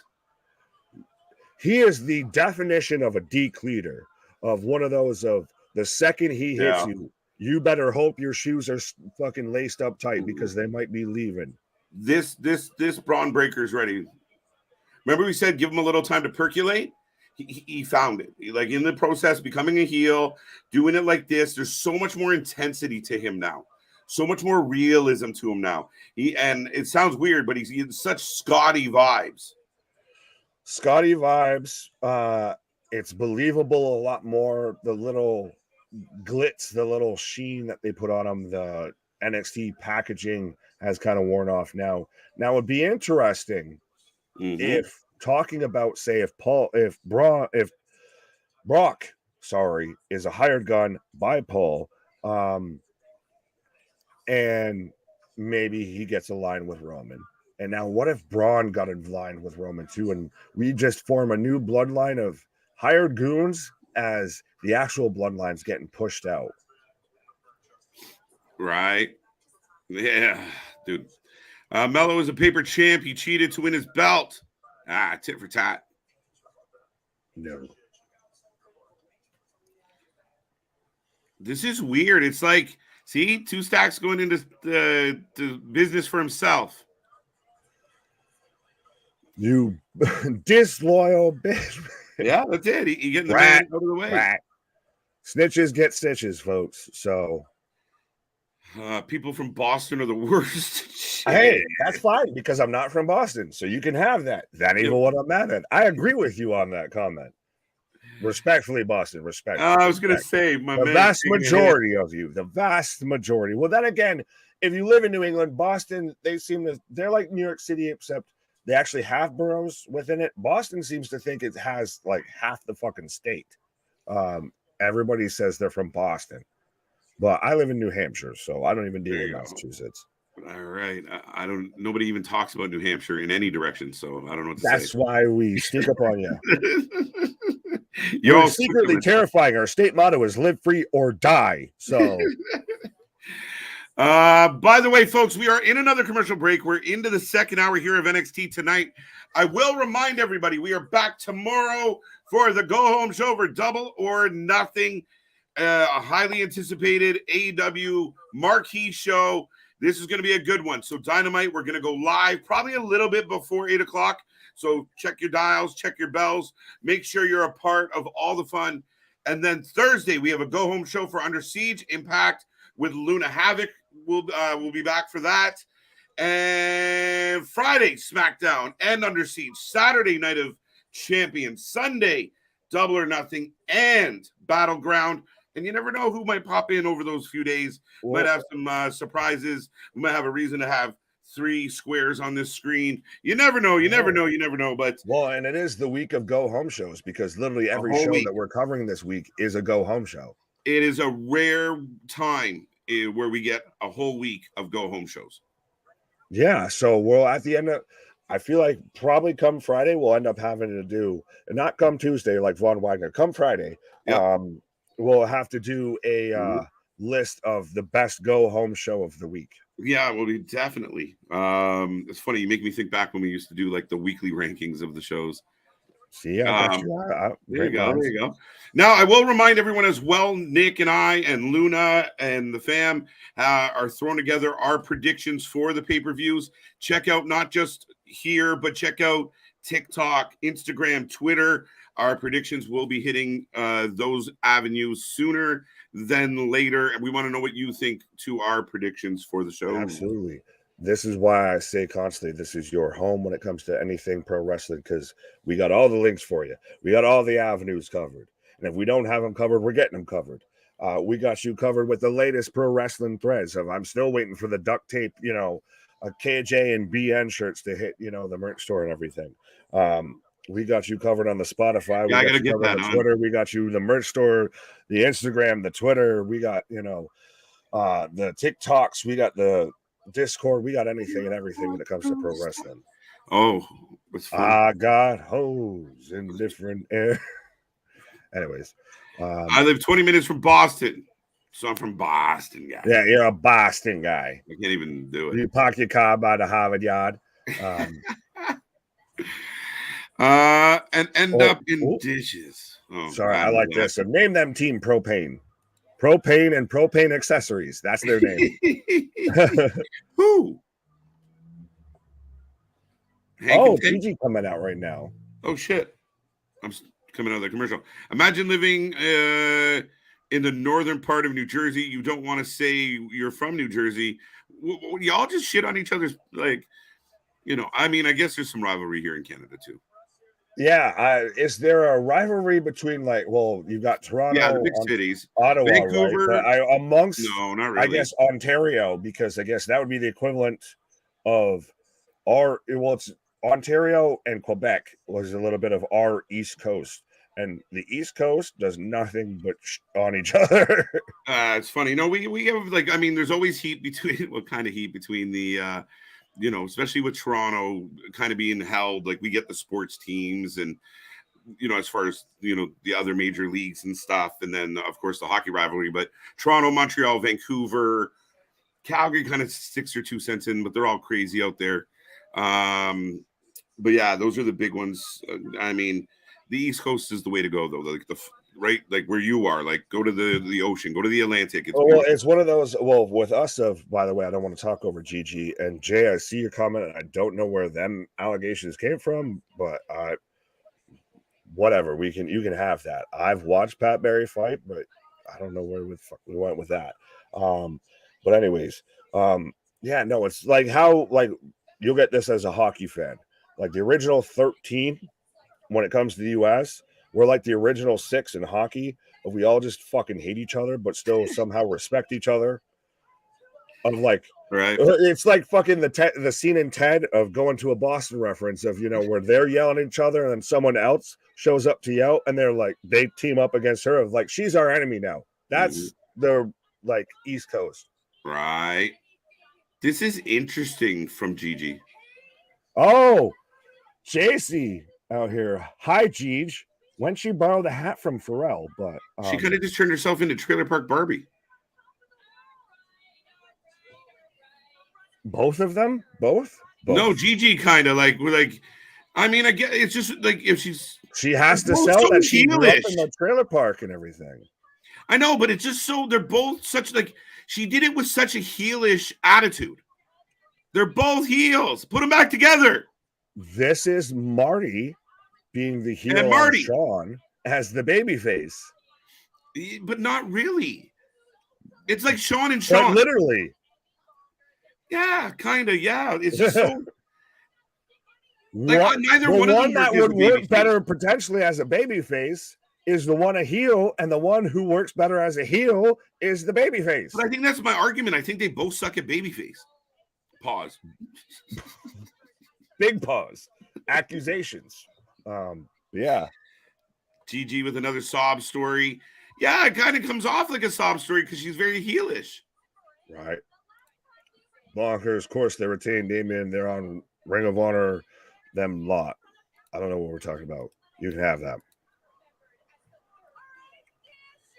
Ooh, she called Jane the third wheel. Oh, so now we've got we're getting a vast East Coast reference or roll call here. We've got Long Island, we've got New Jersey, we've got Boston. I'm from neither of those, but both of those at the same time somehow. Right. So anybody else, I guess, on the East Coast, I guess, raise your hand. Wait, what? Yeah, my thoughts too. It's just so catty. And I'm not just saying because I'm all for it. Pander to your loyal troll fan base. Like what? Oh, okay. I like that one. I'm okay with that one. Yeah, that's fine. But then we go into the tragic, depressing, right? But her brother that showed up for a hot minute for 1 week in the front row is a waste of space. This whole story that Gigi grew up, in an abandoned home and, the booty doodies and all this, just, I don't believe any of it. Steel cage match. Okay. Even Tony Khan got excited for that, and he doesn't win. Yeah.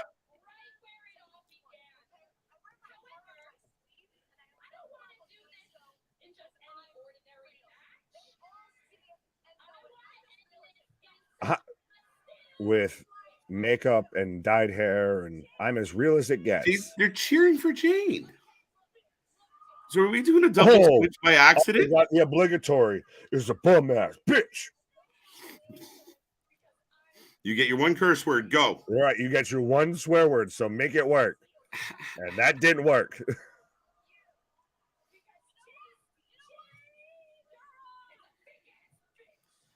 Yeah, Gigi somehow tried to like. She's ended up looking worse since this whole split. But so we're getting a steel cage match because they is that misdid it. Battleground between JC and Gigi. Mm-hmm. I think in an attempt to swerve everybody by having Jane be the one that turned, they got the like. Gigi is not a baby face. No, She's a mean girl, whether she likes it or not, and I is this believe not it. Mojo Rawley as a lawyer? Who is this? Now that's all right. Come on now, I object. Who is this man?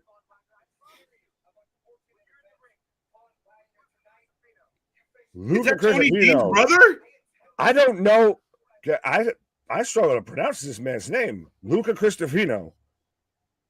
It sounds like you're saying a curse on somebody. Luca Cristofino. Yeah, I give you the Cristofino. Right, Luca Cristofino.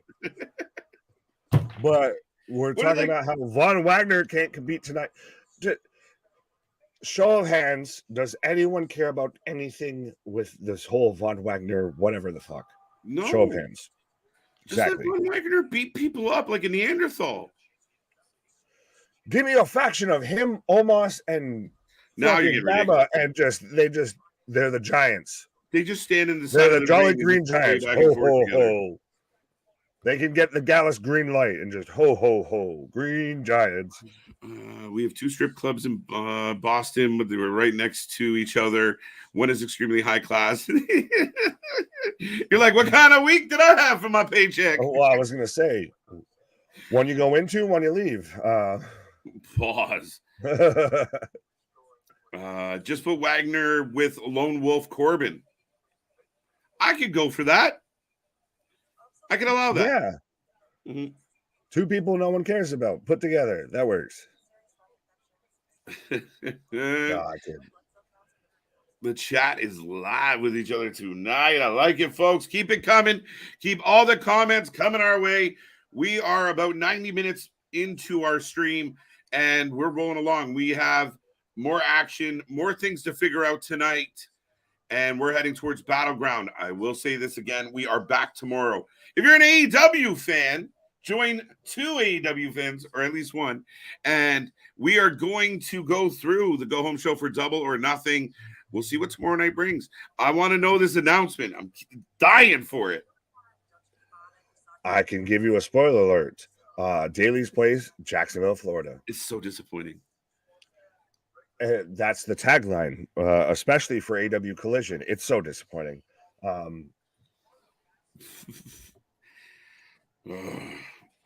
Chamber set. Oh, go ahead. Sorry. No, you can go back no. to this. KJ is a rivalry in Canada between Toronto and London. No, not at all. London's like, AEW punching up. Yeah, no, Toronto, London. London's a great city. I love London. So anybody from London, peace. But no, Toronto, it's not the same. It's like that's like WWE Toronto, versus Impact. Toronto, Ottawa? You know what? We don't really fuck with Ottawa. Like, I don't think there's a big. I don't know. Maybe I don't talk to enough people from Ottawa. It doesn't really seem the capital versus what what people think is the capital. Well, it's true. We did get the big needle. But yeah, Toronto, London. Yeah, it's just that's like WWE versus Impact opposed to. I feel like one day we need to just do. I'll come up with New England like cities or towns or whatever, and you come up with Ontario ones. We'll just say guess the country. Dude, man, we got a place in my country called Dildo. What are we gonna do? What the fuck? Google that shit right now. I don't want to.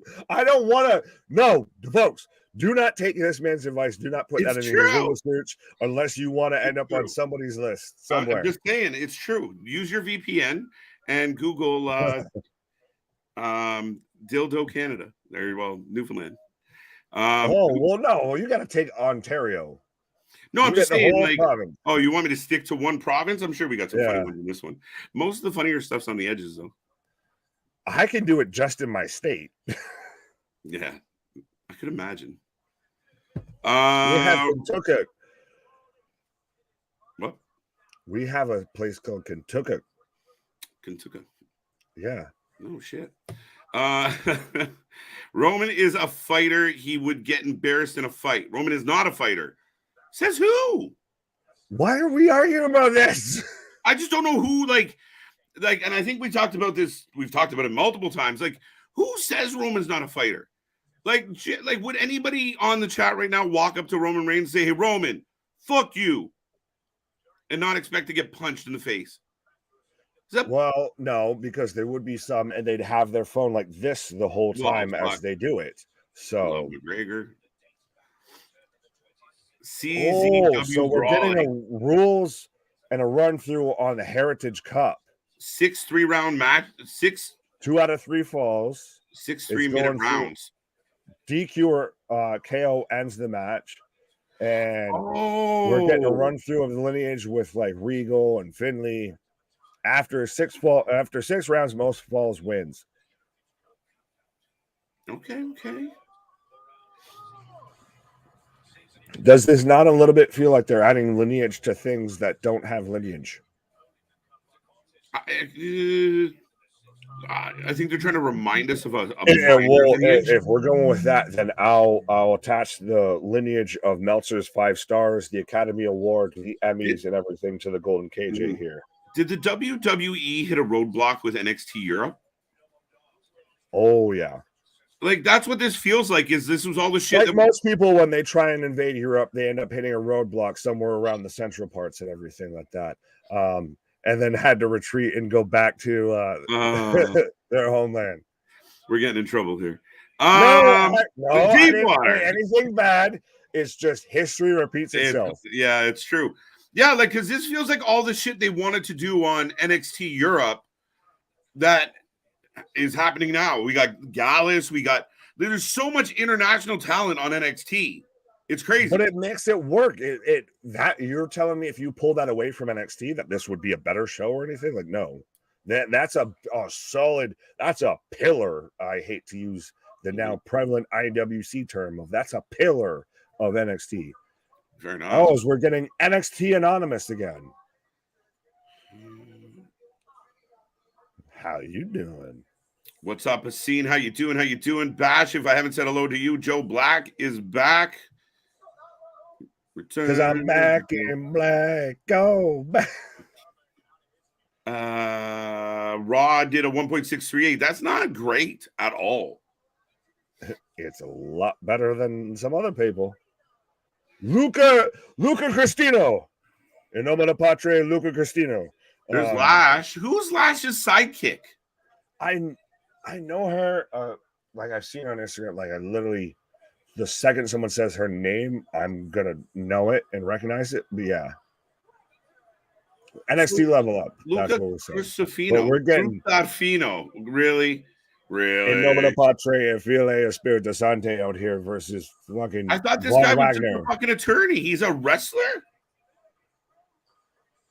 And how did these two end up back together? I'm so confused. But see, here's the thing, though. It's a storyline to where they should have not been together at all. But literally no one cares. People care so little about it, they don't notice it and they don't care. They don't get upset about it. Right. And they're just ignoring a whole storyline aspect. JC Jane Moore has more potential than Gigi. I'm not ready to argue that you're wrong here, Jay. I might agree. How does Luca Magnotta here, Luca Crostini in a suit here, look more like an actual pro wrestler than Von Wagner? Like, he looks like a guy that would be more on that WWE's hiring than Von Big Forehead Wagner. Right. Tomorrow night should be decent, I hope. Yeah, should be good. Right. I'm rooting for it. Every week we show up excited. We don't know what we're going to get. I like it. That's part of the fun of being an AEW fan.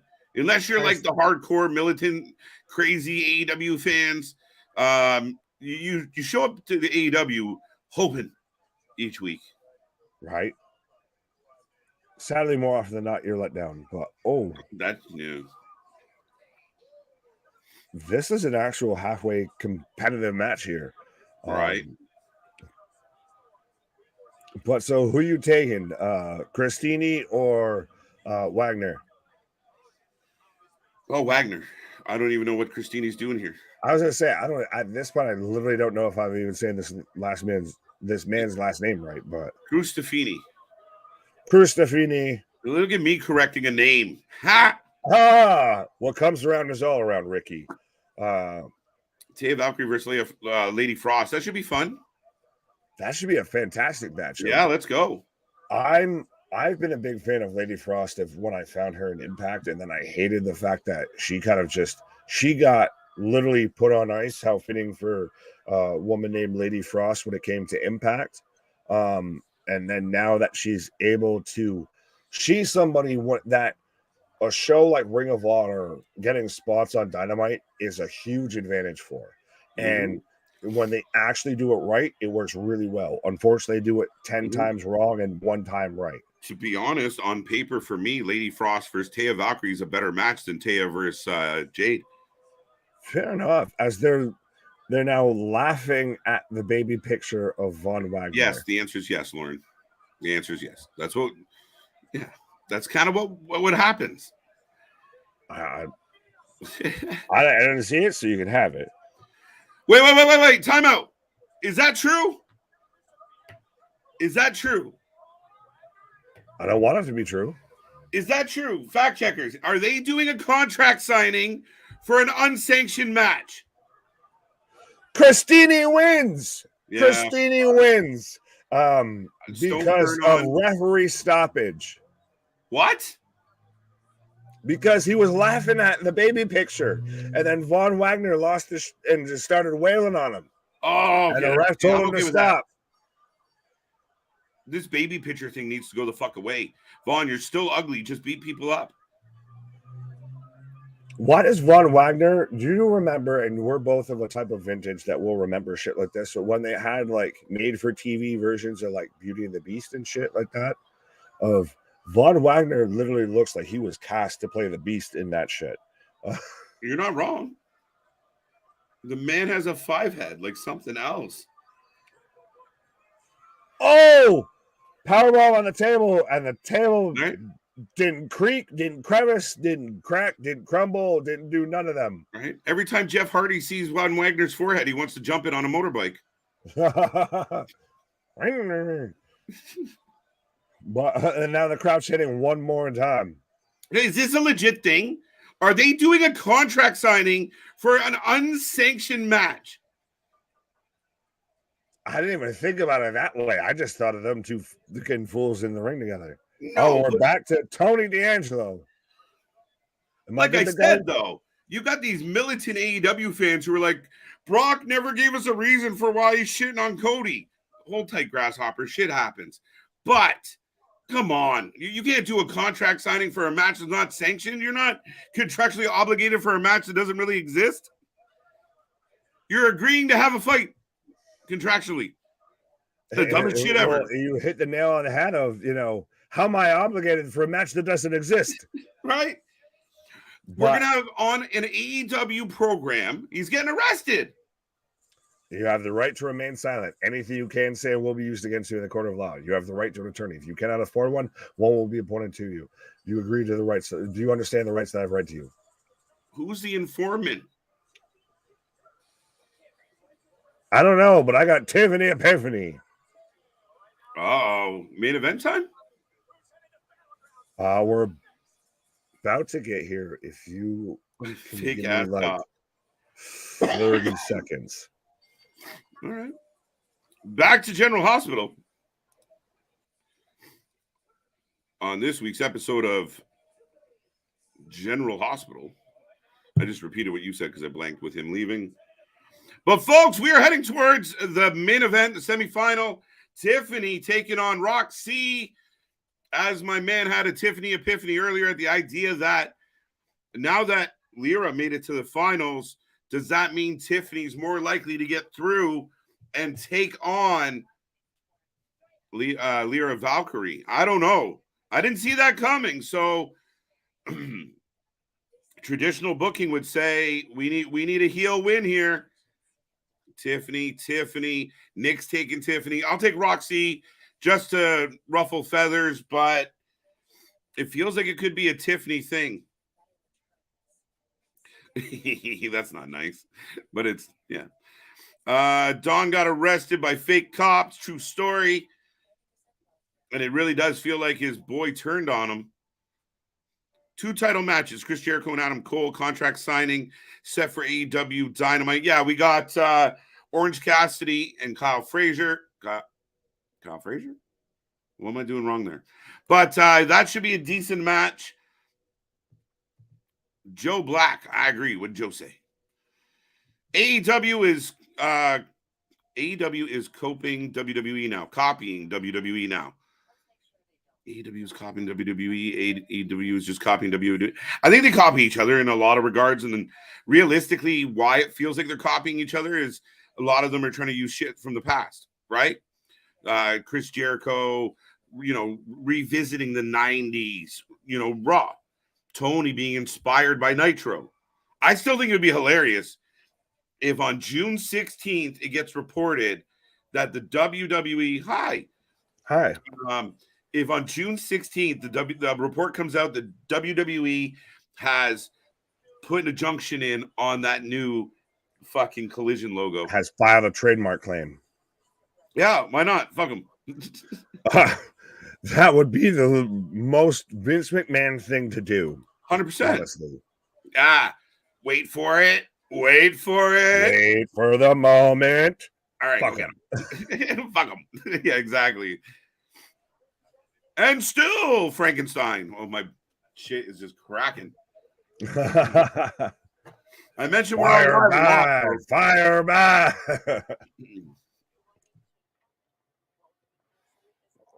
Wagner reminds me of Frankenstein. Yes, he does. I got K Jewelers. I assume that means Tiffany Epiphany here. Every kiss begins with K. Oh, you're setting me up for some things I don't want to say. It has to. You need the K before you go any further. Bring back the SmackDown hacker. Well, speaking of SmackDown hackers and speaking of predictions, trust me, you're gonna want to watch our predictions because there might be some takes you didn't expect coming out of that. For that's sure. What I'm gonna leave that at. Right. If you can read between the lines, then you can see better than Becky could through those fucking Cyclops glasses that she wore last night. Bobby Big Wheels doing his thing. Yeah, no, go check it out, folks. It will be out momentarily across all different platforms. I said yes, right. KJ. I just said yes. Yes, KJ. Keep saying yes. Why? What the fuck did I just fall into there? Oh, I just said yes, KJ. I just said yes. I said yes. What happened? I accept your yes. 10-second bathroom break I took. I can't remember what I asked.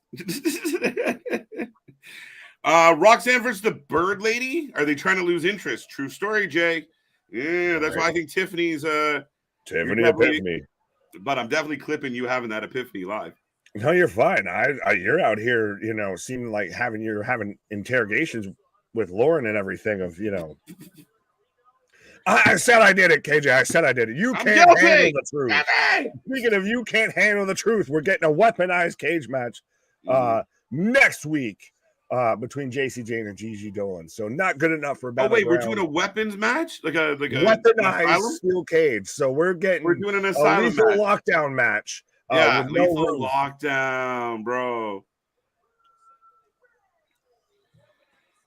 I've got Roxanne Perez coming. Oh, wait, I'm so dumb. Is the yeses for the fact that I'm losing my mind about a contract signing for an unsanctioned match? Guys, I lose that. I don't know. Right? Is that what that was? Nick should wear contacts, objectively look better without glasses. I'll let you handle that one. I'll take it under consideration, but when you're the one here poking me in the eye, we'll talk about it. Listen, man, it's hard to be on live with contacts for a couple hour show like tonight, not a big deal.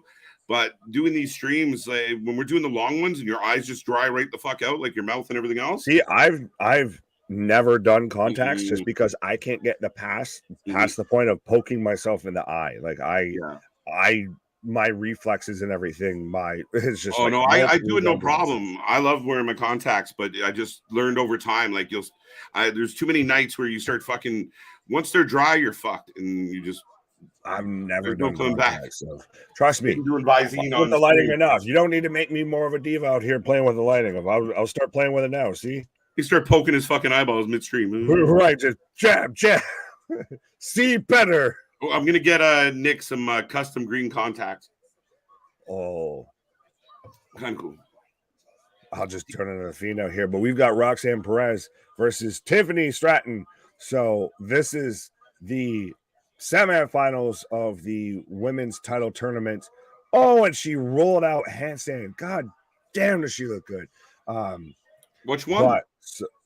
What? Who looks good? Tiffany. Tiffany has like really come into her own here, and like she looks like a star. There's been a lot of more clips coming out of her. She's talking about how she saw something like a Charlotte Flair, and that was her inspiration to get into pro wrestling. Mm-hmm. And she's even come out and said, her words, not mine, of I don't play a character, I just do me. Yep. And you know what? Only 2 years in wrestling, and some people hate on that. You're supposed to be like a lifelong wrestling fan. I get it. If you show up and show out and put the work in and become something, good on you. Tiffany, like little details. She cartwheeled out of the hold, and she didn't just do the cartwheel, Nick. As she came up, she licked her lips. She had swag. Details. It's beautiful. The people who hate on blue chip prospects are mad because they weren't a blue chip prospect. Just saying. Yes, KJ Morrow Cole versus Jericho unsanctioned match tomorrow. Yes, in Old English, on Morrow's Eve. Yes, on sir. Morrow. All right. Yes. Okay, I got you. I caught back up. I think it's fucked that we're gonna do a contract signing for an unsanctioned match, and that's me just like when we like to throw dirt in the direction. I'm not gonna go where I heard things there, so I'm gonna just keep it moving because I thought that was all of a pause. I feel. Yeah, no, because I mean, dude, it's just call a spade a spade. I want the diehard AEW fans, and like I said, we've literally watched every minute of Dynamite live on YouTube in some capacity, and I love AEW when it's clicking, when it's on the right path. But if you're gonna shit on stupid thing for WWE, we gotta shit on the stupid shit for AEW. And a contract signing for a match that doesn't exist is fucking balls. Yeah, call Tony Khan a spade, and he'll say trampoline. But I'm in a commercial break, and that's so awkward of a transition to cut there into a commercial break. Is it? Roxanne Perez on the outside is Tiffany was stepping to the outside, and we just cut hard to a commercial for no reason. Okay. Trust me, you didn't miss a whole lot. Lauren saying, July 7th, I'll be NYC MSG at WWE. Well, you need to be like Sign Guy Dudley. And make sure you're repping the Wrestling for Life Network out there. MSG is on my bucket list of places to go, so I got to get there one day.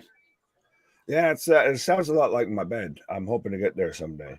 Maybe when these streams stop. Yeah, your bed's not on my bucket list, bro. Sorry. How do you know? It's my list. That's how I know. It's my list. Did you see what I wrote at the bottom? All right. That was in the PSS notes. Fucking instantly get Billy Madison for the fucking Valentine's. Exactly. Did Jericho and Cole even have a match before? If not, why are they having an unsanctioned match? The build for this has been a little weird, I will admit. Yeah, it's a lot of Roderick Strong and a lot of Britt Baker. Yeah. And not a lot of Chris Jericho and Adam Cole. Is there any way that Jericho goes over in this match? Like, is it like maybe because it's unsanctioned? Once there's a you whole said bunch the of name bullshit? Chris Jericho, the answer is yes. Fuck, dude. I can't. It would be bad if Jericho goes over. You don't want to, but that's the name of the game with AEW. Right? They carry this rivalry out and into the summer. God, no. This goes to Forbidden Door. Forbidden, all right. Pandora's box. Son, hi there, guys. Is this the last one? Yes, we are on last call tonight. So get your predictions in. Get your thoughts in. Light up this chat as we head towards the door. Tiffany's taking on Roxy. She is in control, and we will be back here because we're always back here. That's what we do. Well, that's why I get thrown off with asking if this is the last one. Like, no, this isn't the last, OK Corral here. This is just the last match. Never the last one. Airplane. Frankly, don't call me Shirley. Yeah. Yes, I can. And don't call me Shirley. I'm just trying to think. Right. What did we reference that made him say that? Oh, the helicopter. Shit. Okay. I get you. I love when we get to the comments like a few moments late, right? Because you're like, what did we say? Well, that's when you have that many comments that you get to them late. So that's why you need the super chats, the super stickers. You stand out. Mm-hmm. You wave that Wrestling for Life flag. Okay. Embassy moguls as well. That's something I could give no shits about, Lauren. Unfortunately, I like Swerve a shit ton. But all this embassy mogul shit has not been good. Yeah. Sounds like a SoundCloud fucking rap label. Yeah, TK has been accused of... She wrote through in the end there of Roxanne with a crossbody looked like they were rolling through to a pin and maneuver. Tiffany finally rolled her through. Big slam. Pop up. And she rolled through the moonsault. Good on you. Lutez Press. This, like I said, Tiffany Stratton is a variation. She's a variant of Charlotte Flair, I would say. My only fear with Tiffany Stratton, listening to a couple of interviews she did of like, well, I tried this and then it was a lot of work. So then I quit and then I tried that. Sky high. Those are terrible punches. Shout out D'Lo Brownlow with the sky high. Sorry. Go Roxy, go, says Bobby B Wheel. B Wheel, big wheel, B Wheel, same thing. Let's all go to the Bobby. I heard Osprey got hurt. I heard that is a potential rumor as well. And he did. There were signs of laboring, but I thought they just really worked that spot for quite a while. You show me a professional wrestler that is 100% at any point in time. And I'll show you Roman Reigns. With something, and I'll show you a fucking liar. Honestly. Roman Reigns is perfectly fine. You're telling me, let's not. I'm going to get on something if we talk about him later. Let's not forget, this man came back from a whole situation that we were cheering him on. Oh, shit. What is literally we're selling shirts for and all of that, and now we can't stand the man and go back to saying he can't wrestle and everything. Roxy. All right. At times he does, yes, but look how bad VKM and Triple H booked Wyatt in the latest run. Now, a lot of people blame Wyatt and not VKM and Triple H. That's the curious part. Now, was Wyatt's story booked backwards or just poorly? I'm leaning towards the latter. Both an option. I don't know if it was booked backwards because I feel like there was a story. Roll up. No. Two go. Oh. Well, to me, it's one of those of because it's always the scapegoat to blame the booker. Yeah, no, but we do admit, like we've seen it before, where Tony kind of starts off with like the biggest of matches and works his way down. Somehow Tony gets the get out of jail free card every time when it comes to shitty booking. But WWE, they instantly go to it's the booking fault versus the wrestler's fault, the talent's fault. Oh, I thought we had a lights out. My shit. Trust me. Yeah. Yours blinked too. I thought we got lights out. Moonsault! Let's go! And your new future NXT Women's Champion. Your new future. You're so excited. Exactly. I'm Please, bro. Epiphany. I've been right for how many people? I was right with Jamie Hayter. She fucking killed though, dude. Like I come on here week after week and I'm like, fuck this Tiffany girl. She does nothing. That was fucking stellar in a lot of regards. Oh, 100%. She has solidified herself as somebody who honestly, would she be a shot in the arm for a main roster women's division right now? No, not yet. Really? Yeah, no, too soon, bro. No, no, Fair no. enough. You got heavy hitters up there fucking swinging, shot in the arm. They just kind of look down at her. I She's mean, so it young, depends on so which green. show you go to. Depends on which show you go to. Yeah, it depends where you slot her into. Yeah, you got a point there. You know, could she be like a female Austin Theory that way? The young and SmackDown up and comer? on Yeah. SmackDown. Yeah. Yeah. You got Austin Theory, you got Grayson Waller, you got Tiffany Stratton, you got all the annoying pricks on one show. So now we're getting the rundown for Battleground, folks. That is the show. We do take a rating out of 10 for every show. We'll try and get to some of your comments that are lingering around and give our ratings as well. So if you want to give a rating out of 10, get it in the box. Lots of good matches. Battleground's going to be good. The problem is it's on at the exact same time. We will have both up, though, on Sunday, Nick. Well, that's going to be the real interesting thing to see.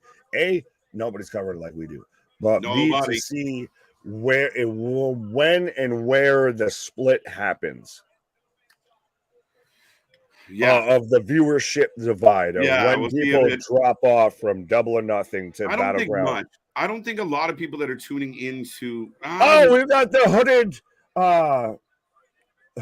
hooded individual attacking Roxanne Perez, and Lyra Valkyria just appeared out of nowhere, limping around to protect her. Oh, and now here comes Yeah, we're getting Dijakinata. Yeah, do it. Listen to me. But we still don't know who this is. No, not at all. Dijak and Ilya are just throwing hands, and this is how we're going to an NXT. Yeah, do it. Listen to me. Look what I've got for you. I must break you. Get to the chopper. Get to the closing. I like Dijak's entrance, dude. I like his entrance and shit. I think his entrance on the main roster works. Like the way that like the bars come across the screen and shit. I'm a sucker for a good digital fucking. Yeah, but it fits perfectly of the down since. Welcome to the Uso Penitentiary. Yeah, actually, down since day one. Down since. I will break him. He's signing the contract. I was like, what the fuck? So up until literally just now, Dijak has signed the contract for the last man standing match. This one's for you, Nick. It's not a tumor. Yeah. Who's in the fucking hoodie? Wait, first, I'm going to ask you a bunch of questions. I want them answered immediately. First, have you hit the subscribe button? Have you hit the like button? Have you hit the bell notification? I want to ask you, who is your daddy and what does he do? Some ratings rolling in. I still got the fight happening, so it's kind of fun. Yeah, Ilya just signed the contract now, so. Okay. And again, the security shows up and just gets chopped out. Oh! Ilya's front teeth are in the front row right now. Right. After that fucking high kick. Jesus. He got all of him with Not that quite, kick. But I'll take Son of God. Oh! Hey, those light stairs again, Nick. The light stair spot. Right. Oh! Depends on if they turn the gravity on or not, of how much those stairs weigh. Oh, Ilya looked like he was fighting gravity with that jump. Right.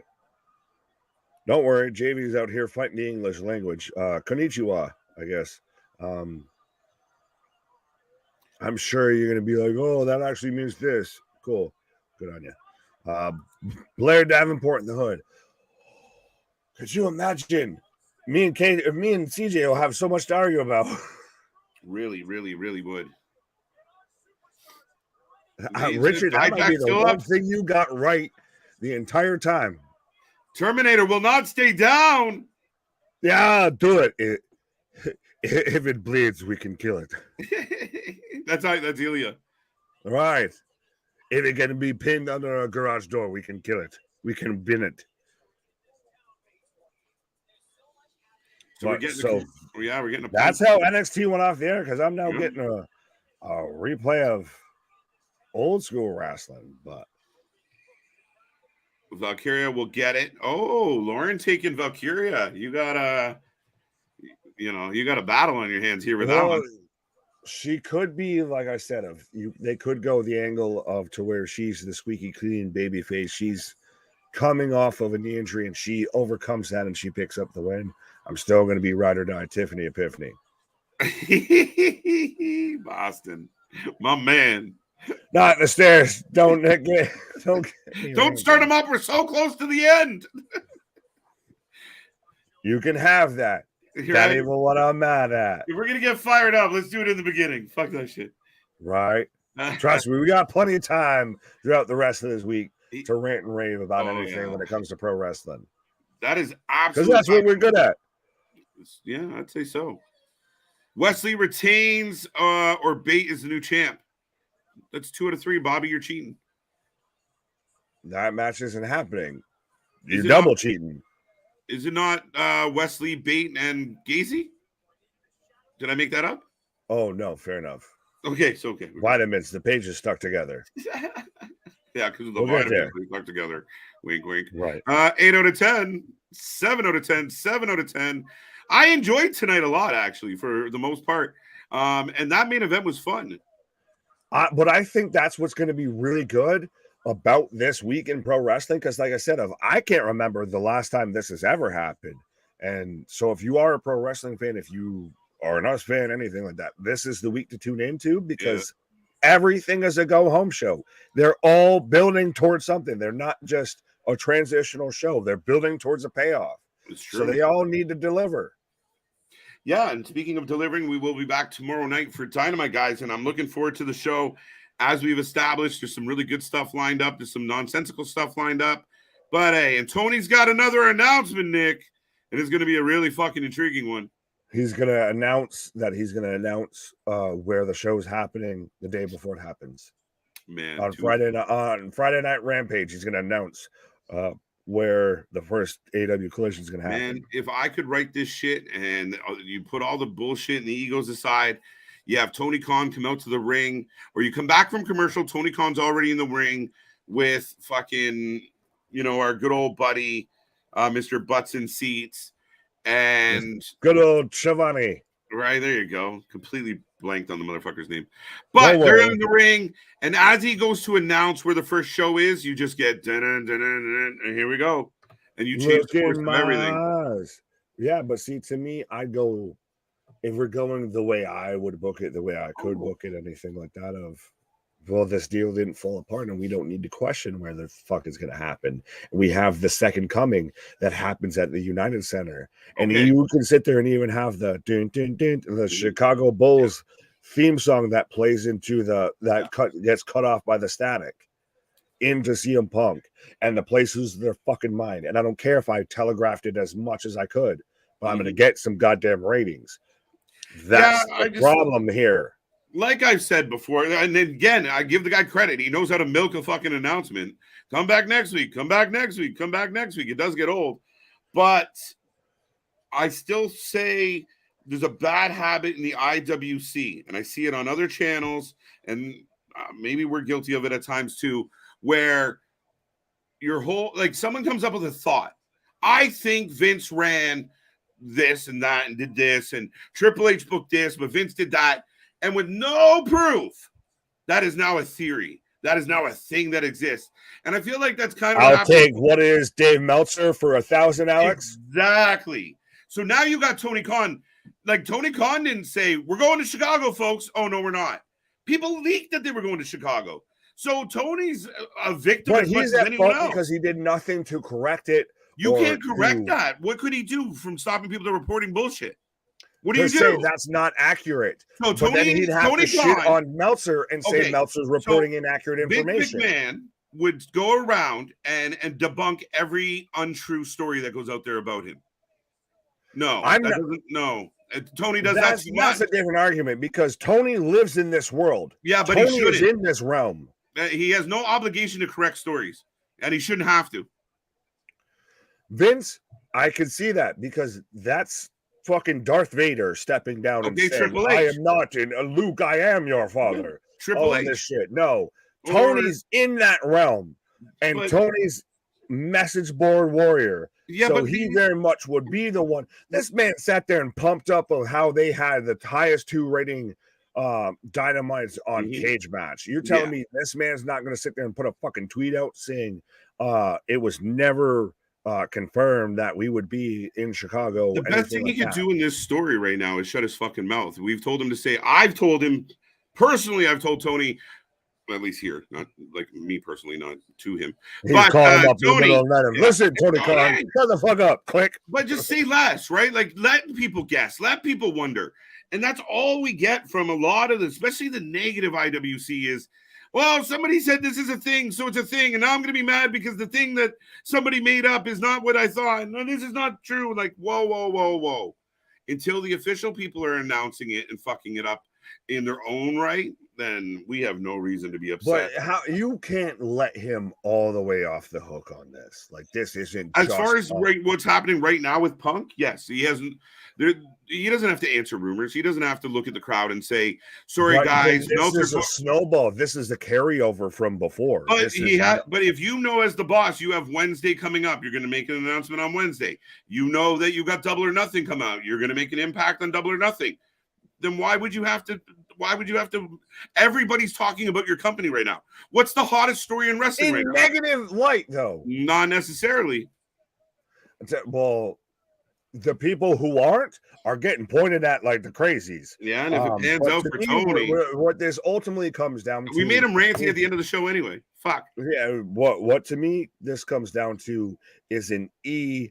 The E in All Elite Wrestling, and it doesn't stand at this time for elite, it stands for ego.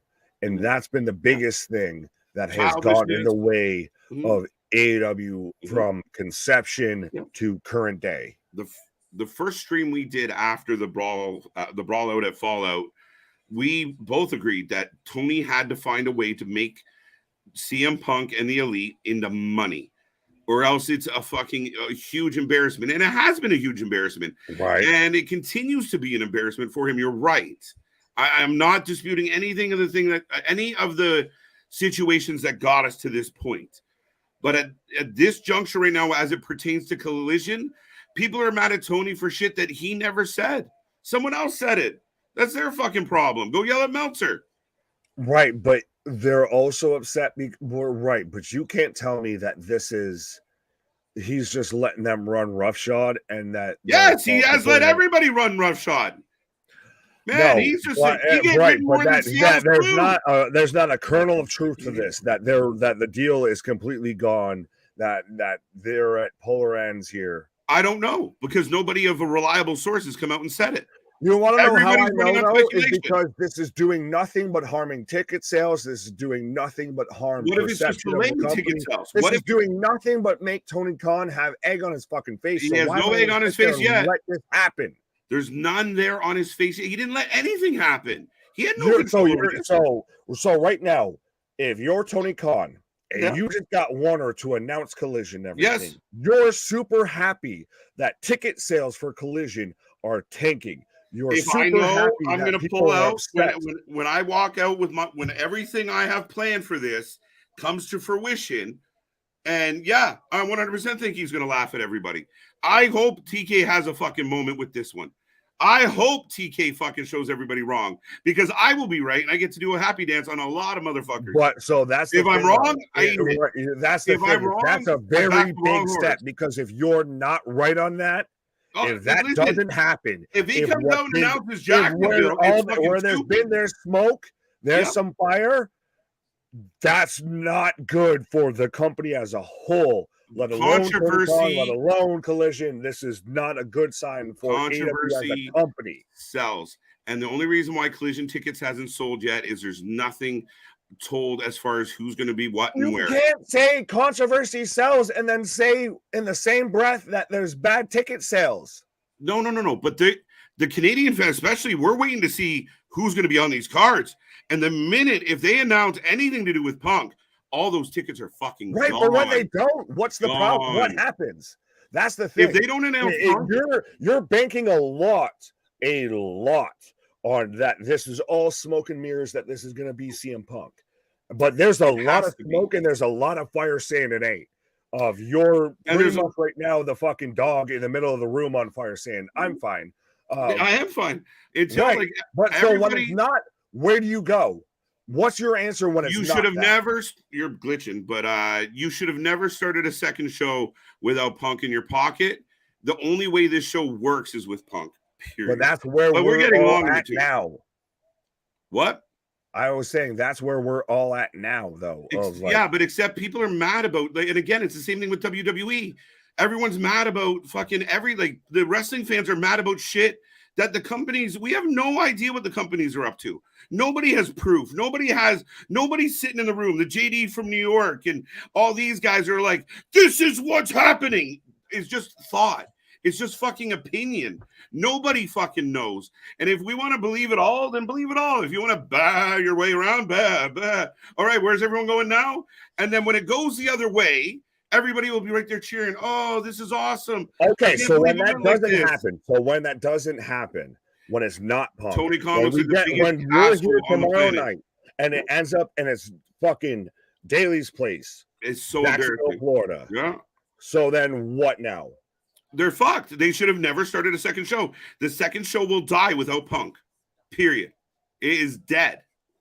So your whole defense is, well, it's got a lot of potential to be this, and I think it's going to be this. TK, but if it doesn't, then you were right all along. Like, right? No, you're playing both sides of the fence. I feel a little bit. I'm not. I believe that TK needs to have Punk, and I don't believe for TK to tell us he's got an announcement. I want to hear what the announcement is. I know that you think, honestly, that he still has Punk as an ace in the hole. I don't know. In your heart of hearts. I don't know, but I believe he has to. Now I'm watching people like yourself get all worked up, and you don't know. You know as much as I know. You know as much as I know. People are positive. It has to be this. It has to be that. We don't know. I don't know. Let's see. I want to see what this man announces. But he needs Punk. He needs to put it all together. The whole show was for Punk. And I believe if I was Tony, I would rather announce Punk than have TNT do it. Period. I agree with you 100%. But I feel like if he was going to announce Punk, we gotta go. Then he would have done it on Wednesday. Why? Because to me, it comes down to at the end of the day. This is the last thing I'll say on this. I don't think that. This is the last thing I'll say on this. Mm-hmm. To me, there is enough smoke going around this situation. There's a lot to where I believe that there's some fire. There has to be. I mean, what the one big flaw in my argument as far as let's wait and see is the rumors of the legal shit. That kind of, when I saw that, I was like, fuck, that's really not good. Right. Punk will be there. Thank you, Bash. We'll see. But I'm telling you right now, I might show up and do a little bit of a happy dance. Yeah. If the next announcement is that AW Collision will be in Daly's place at Jacksonville, Florida. I don't think anybody buys a ticket to see one wrestler. I disagree. And if CM Punk is not on Collision, KJ and Nick, the show is dead in the water. The show is dead. That's a non-argument. A non-argument. What I'm tired of is people that just get to the conclusions. And the IWC as a collective want everything now. Like it's the same thing with the Brock Lesnar Cody thing. If it comes out, imagine at Night of Champions, it is a ruse by Triple H. That Triple H asked Brock to go get him. All the people that just bitched for 3 months about no storyline, they didn't explain it. Well, there's your explanation. Shove it up your ass and let's go home.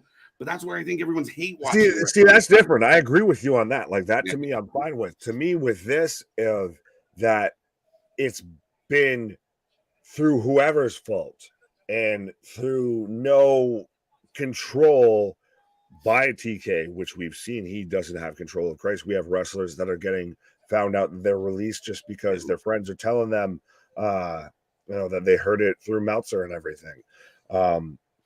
But to me, there is nothing right now.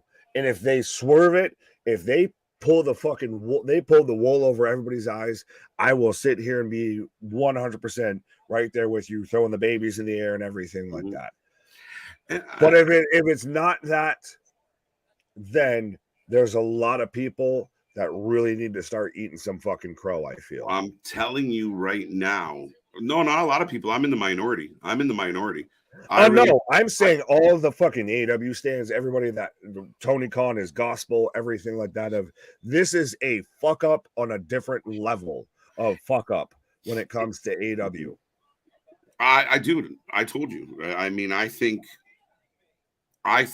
they've backed themselves into a corner because he's trying to cater to everybody.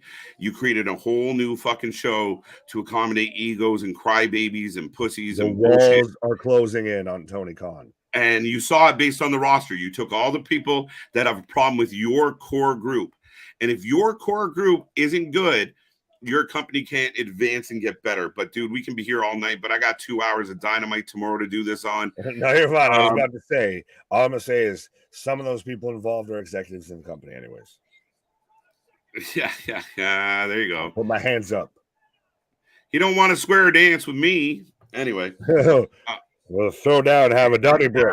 That's it. I'd love to have a debate with that man. Who? JD. I'd love to debate it because he generally just blocks people. Now, will we be having a debate with him or the fucking wall that's we can clearly see above his fucking headline? That's a different story altogether. Listen here, Frodo. Don't get short with me. With all of that being said, folks, that somehow became our Dynamite little argument tonight.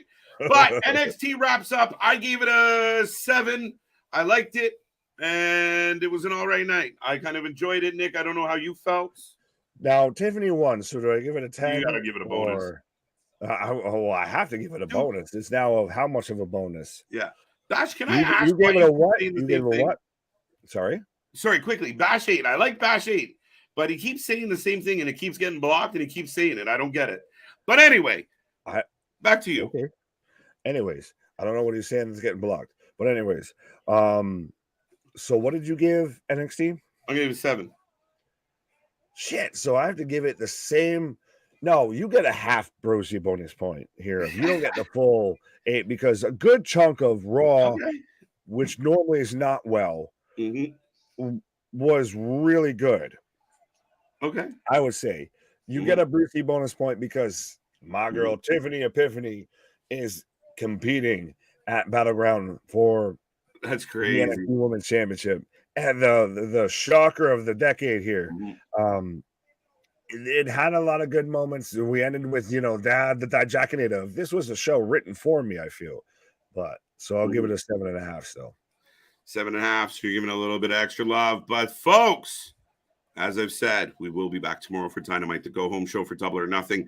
Thursday, we're here for Impact, the go-home show for Under Siege. Friday, we're here for SmackDown and Under Siege. Saturday, there's Night of Champions. I don't think we're going to see Rampage, but Night of Champions, we start at noon. Brunch with the boys. Sunday, we get Double or Nothing and Battleground all in the same weekend. All in the same night on that one. It's going to be a fun week here on the channel. 2 down, a bunch to go, Nick. This was a fun one overall. I thank everybody. Check out all the links below. Check out our TikTok. It's on and popping. And yeah, come on back now. What do you got? Absolutely. Our shit is real. Our shit is raw. Our shit is authentic. When you're talking about their wrestling, you better put that for. Fuck you. I didn't think you would do it. I saw you. I saw you. You. And if you talk about that wrestling, you put that for life with it. See you on the flip side. Love ya. Bye.